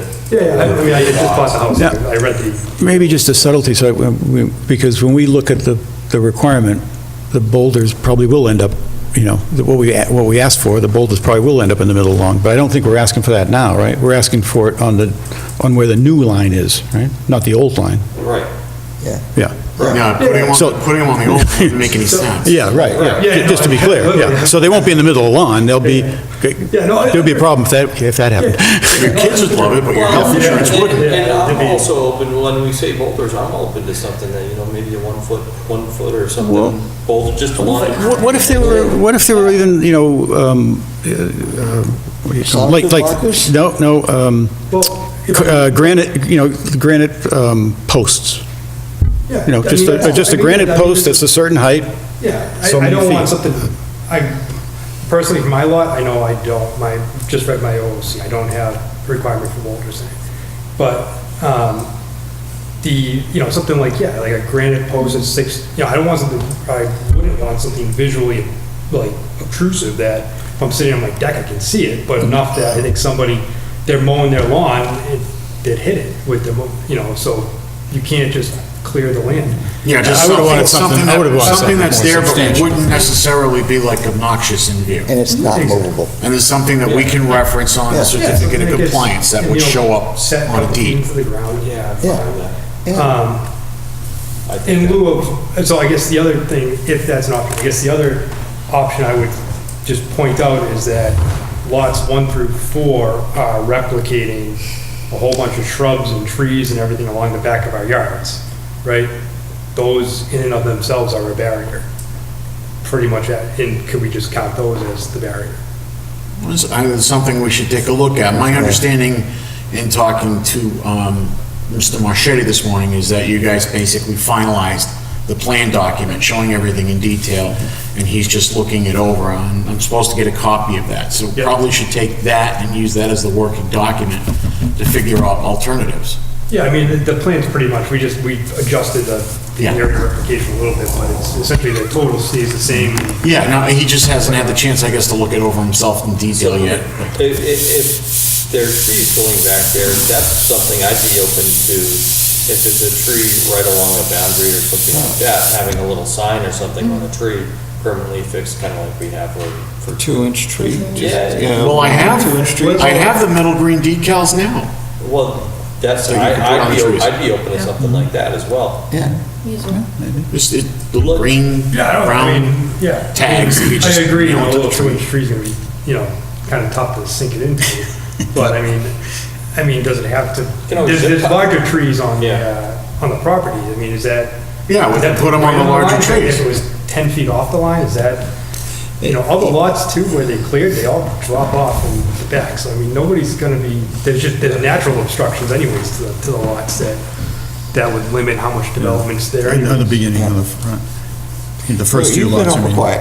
Yeah, the first, at least Yeah, my. and I don't think we put, because I remember that night kind of clearly, and we were, on lot 3 or 4 before the boulder issue came up, and I think for that reason, that there was like a natural barrier, but then we got to a certain point, and we said, how's anybody going to know not to go beyond this point, because it's all open.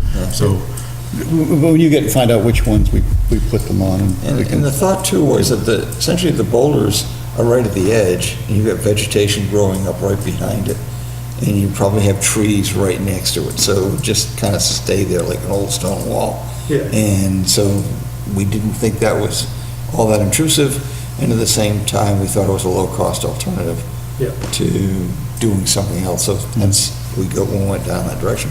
Let's go.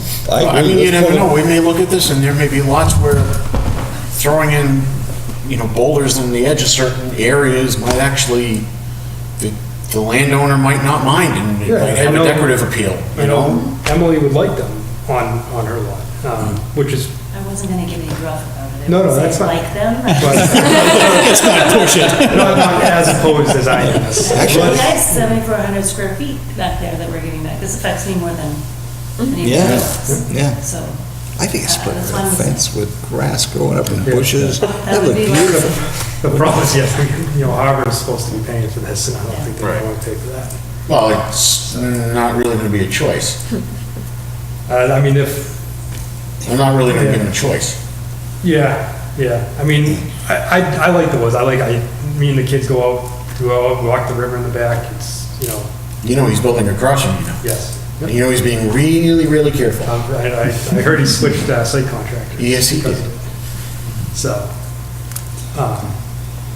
So I mean, so my opinion would be is, so at least on lots 1 through 4, the boulders should be optional, if you'd like them, and then I would say that the stuff that we're putting back in terms of trees and shrubs would count as our, as I'll a be truthful, barrier. the shrubs and the trees, trees, okay, if they're big enough, but they move. We all know they move. Yeah.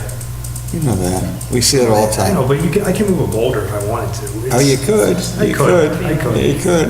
I could. I mean, Then you sell a house, and the owner comes in and they sue you because you didn't The disclose. trees you are know, big whatever. enough, they're not going anywhere. Yeah. I mean, what if it was a certain type of tree every, Yeah. so many feet, that's Oh, it could be a board, at the border of my grass. All right, well, I think the horse has been beaten. Yeah, yeah, we need the information. Yeah, let's get that. So we'll get the other information and if you want to come in, back in on. I guess the only thing I have is, everybody sort of agreed on a plan, right? Of like a planting plan, is that still proceeding? Is that happening, or? There's a protocol for the areas so the idea is, I think Brian's trying to get Whitman and Bingham scheduled. Once they come out, they stake it out. We walk it with Ecotech and mark, here's this. He's already got the protocol that we asked Everything's for. been approved, but there's not a planting plan per se. But I mean, it's It's still gonna be- moving forward, so we can get plants in the ground this planting season. That's carbon there. Is that the plan? Yes, when I spoke with Brian today, he said. I just don't want this to hold up that. No, but the only part that this is holding up, from my understanding from Brian, was that I guess Harbor is bidding the work. Okay. And they don't know if they have to bid boulders or not. So that's the, No more trees, or. yeah, exactly. So it's a little bit of. I mean, Harbor can bid the remediation work for now and the demarcation later. Yeah, with that Why one. don't you just tell them to bid it, and if they don't use it, if it gets excluded, they can get a I credit. can use the boulder somewhere else or something. Yeah.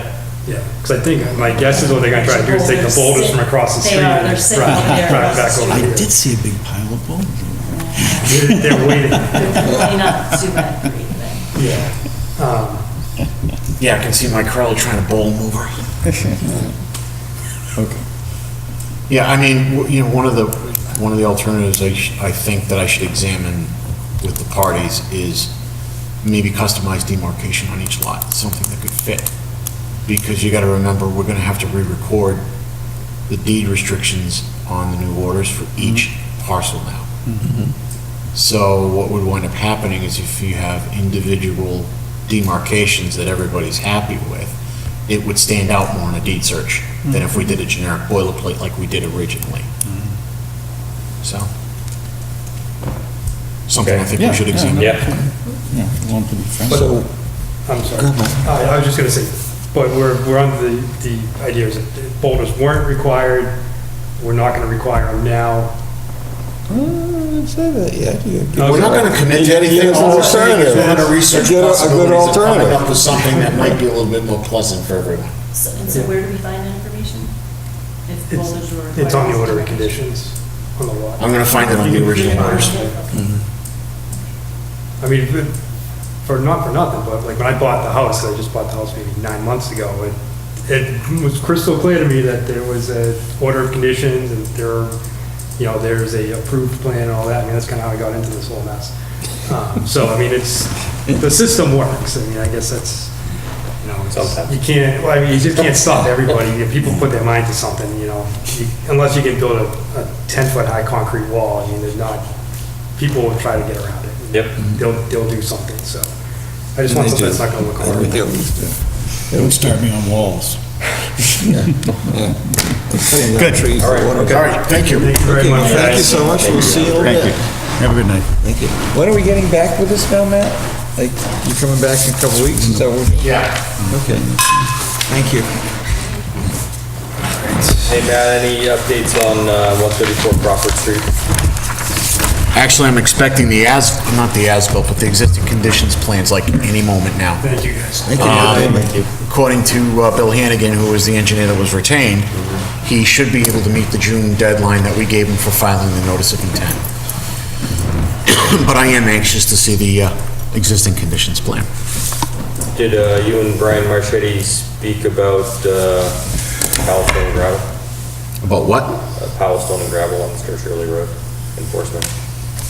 Do you have an update on that? Yeah, I don't have an update from him on a date. Okay. 101 Pleasant Street? He actually produced the bond the end of last week. Wow. Yeah. It's gonna basically, his fine's gonna be the bond money up front, but you know,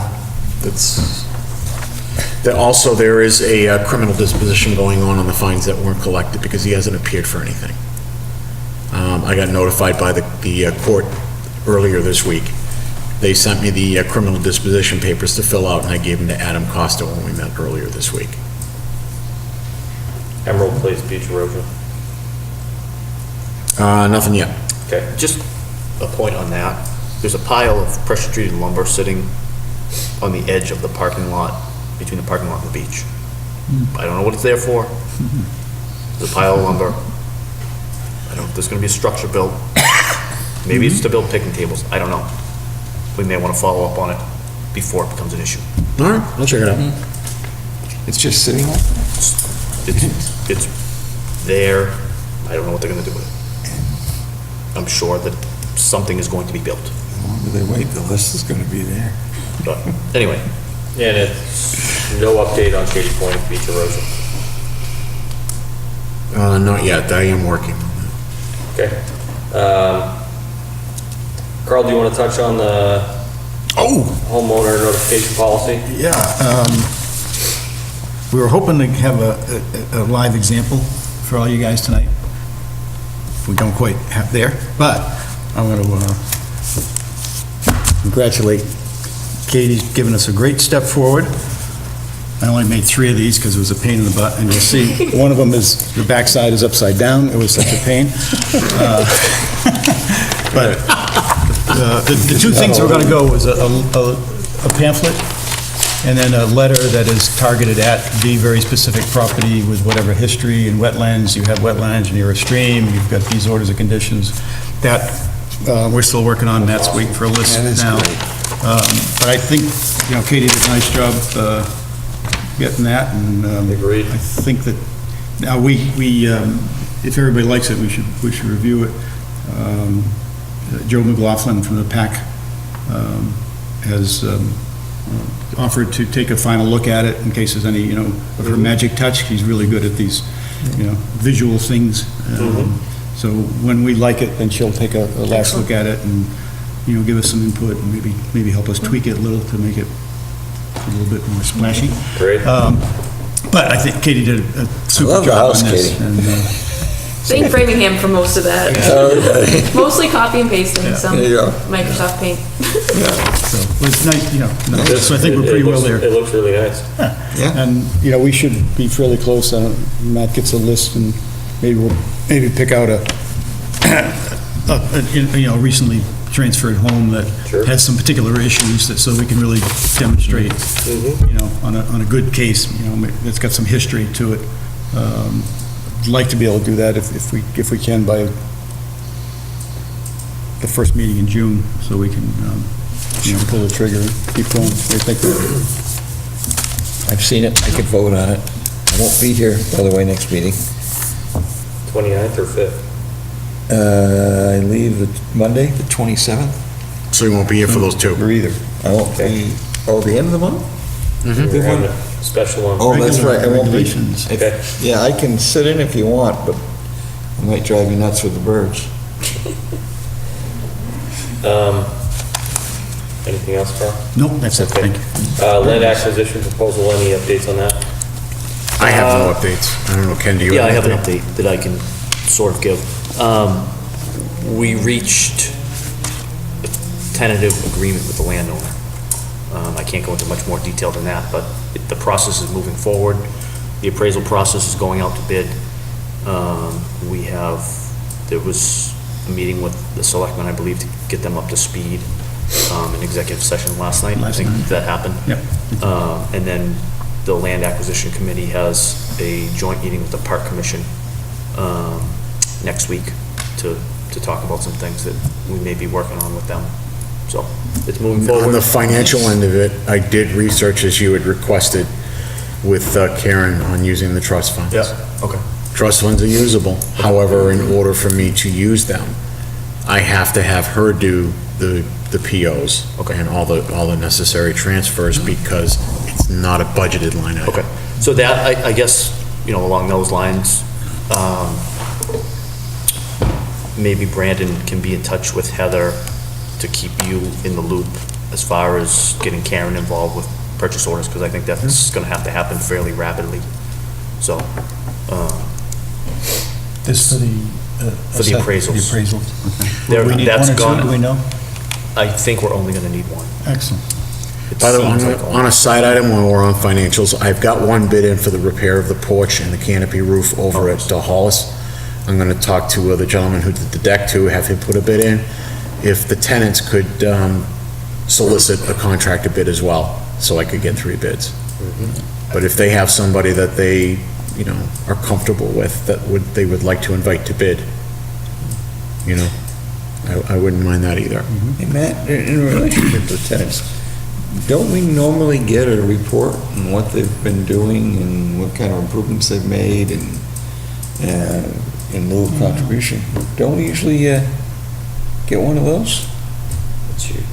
Is it annually we usually do that? I remember I have to review the license, but it's usually we usually do it every couple of years. Every couple of years? But it's not time right now. I think it's actually in the fall that happens. Yeah, that's what I thought it was. I don't remember that we got Because that one. deck is relatively new, isn't it? Yeah, it's about 2 years old, year and a half And you're old. saying it's going to be repaired again? Not the deck, the front porch. Oh, the front porch, I'm The sorry. little one. They heard the word deck, okay. Yeah, that's fine. You're right, Jack, we may be due for an update. Oh, there was just one thing to add to Ken's on the land purchase. It's terribly significant, but all I know through Phyllis, who's on the committee, that from the grant point of view, there's a workshop tomorrow in Boston that she's going to go to. I'm going to go with her to see what I can learn too. Brandon may join us. He's going to be in town, but he's not sure he can make it. But Phyllis will cover that and try to get the grant. That's all the lined up. DCS annual. Yeah, they do that annually before the grant rounds go out. Yeah, it's usually very informative because they usually look at what they're leaning for. Any updates on either the small town forest or the Hollis Road forest stewardship? The small town, I'm gonna lump that in with the ADA grant right now. Jack and I have been trying to meet this week, but we both got diverted on other issues. I'm working with him to look at the, connecting the handicap parking area with a trail. We've got a grant for the materials for that, and Jack would roll it out. Same thing with the main entrance to the Cowdrey off of Mass Ave, do a handicap trail there, and then the handicap trail going in. We'll rehab one on the lane property and re-stencil the parking area. So I've got the money from the materials and a PO already open from when we did the parking area for the materials. So that is moving along. Now, as far as the forward stewardship plan, I put in for the grant reimbursement and sent the copies of the finalized plan over to Mike Downey. So the way that works is that the state takes Gary's invoice for the work and pays him directly. So that's all set. Just a question, Matt. Was that the handicap platform off of Townsend Harbor? What are you talking about, Jack? I think it's the restriping over at Lane. Oh, okay. I'm talking about the restriping it No, I lane. didn't understand, I'm sorry. Okay. I wasn't sure where it was. No, you got me confused. It's all the water right now, no one's going anywhere near there. All right, we'll table the updates of rules and regulations. That's coming up on the 29th. We've already done Certificates we've already done. The compliance. extension permit's been moved to May 29th as well, per the Okay. chairman's request. Very good. Minutes. So we do have a new extension. I don't know if everybody knew that. We have a new extension request. I saw that. Minutes. Has everyone reviewed the minutes for May 1st? Are we ready for approval, or do we want? I sent them out a couple of weeks ago. Yeah. Did you hear back from me? It's so long ago, that's a long time. Actually, I think you did send me some updates, but I don't recall what they were off the top of my head. Yeah, But but that- maybe we should just put it off the next meeting if no Okay. one seeming to recall it. I'll Yep. resend them out tomorrow. All right. Do that, man, I'm sorry, All right, committee reports. I read them today. Jack, Nothing stormwater, since last, nothing? nothing, we're meeting tomorrow night. Okay. Anything else, Matt? No, if somebody could make a motion to adjourn, my arthritic hip would be very grateful. All right, I'll accept the motion to adjourn So June moved. 29th. Motion and? Second. All in favor? Aye. Shut her down. You may be right.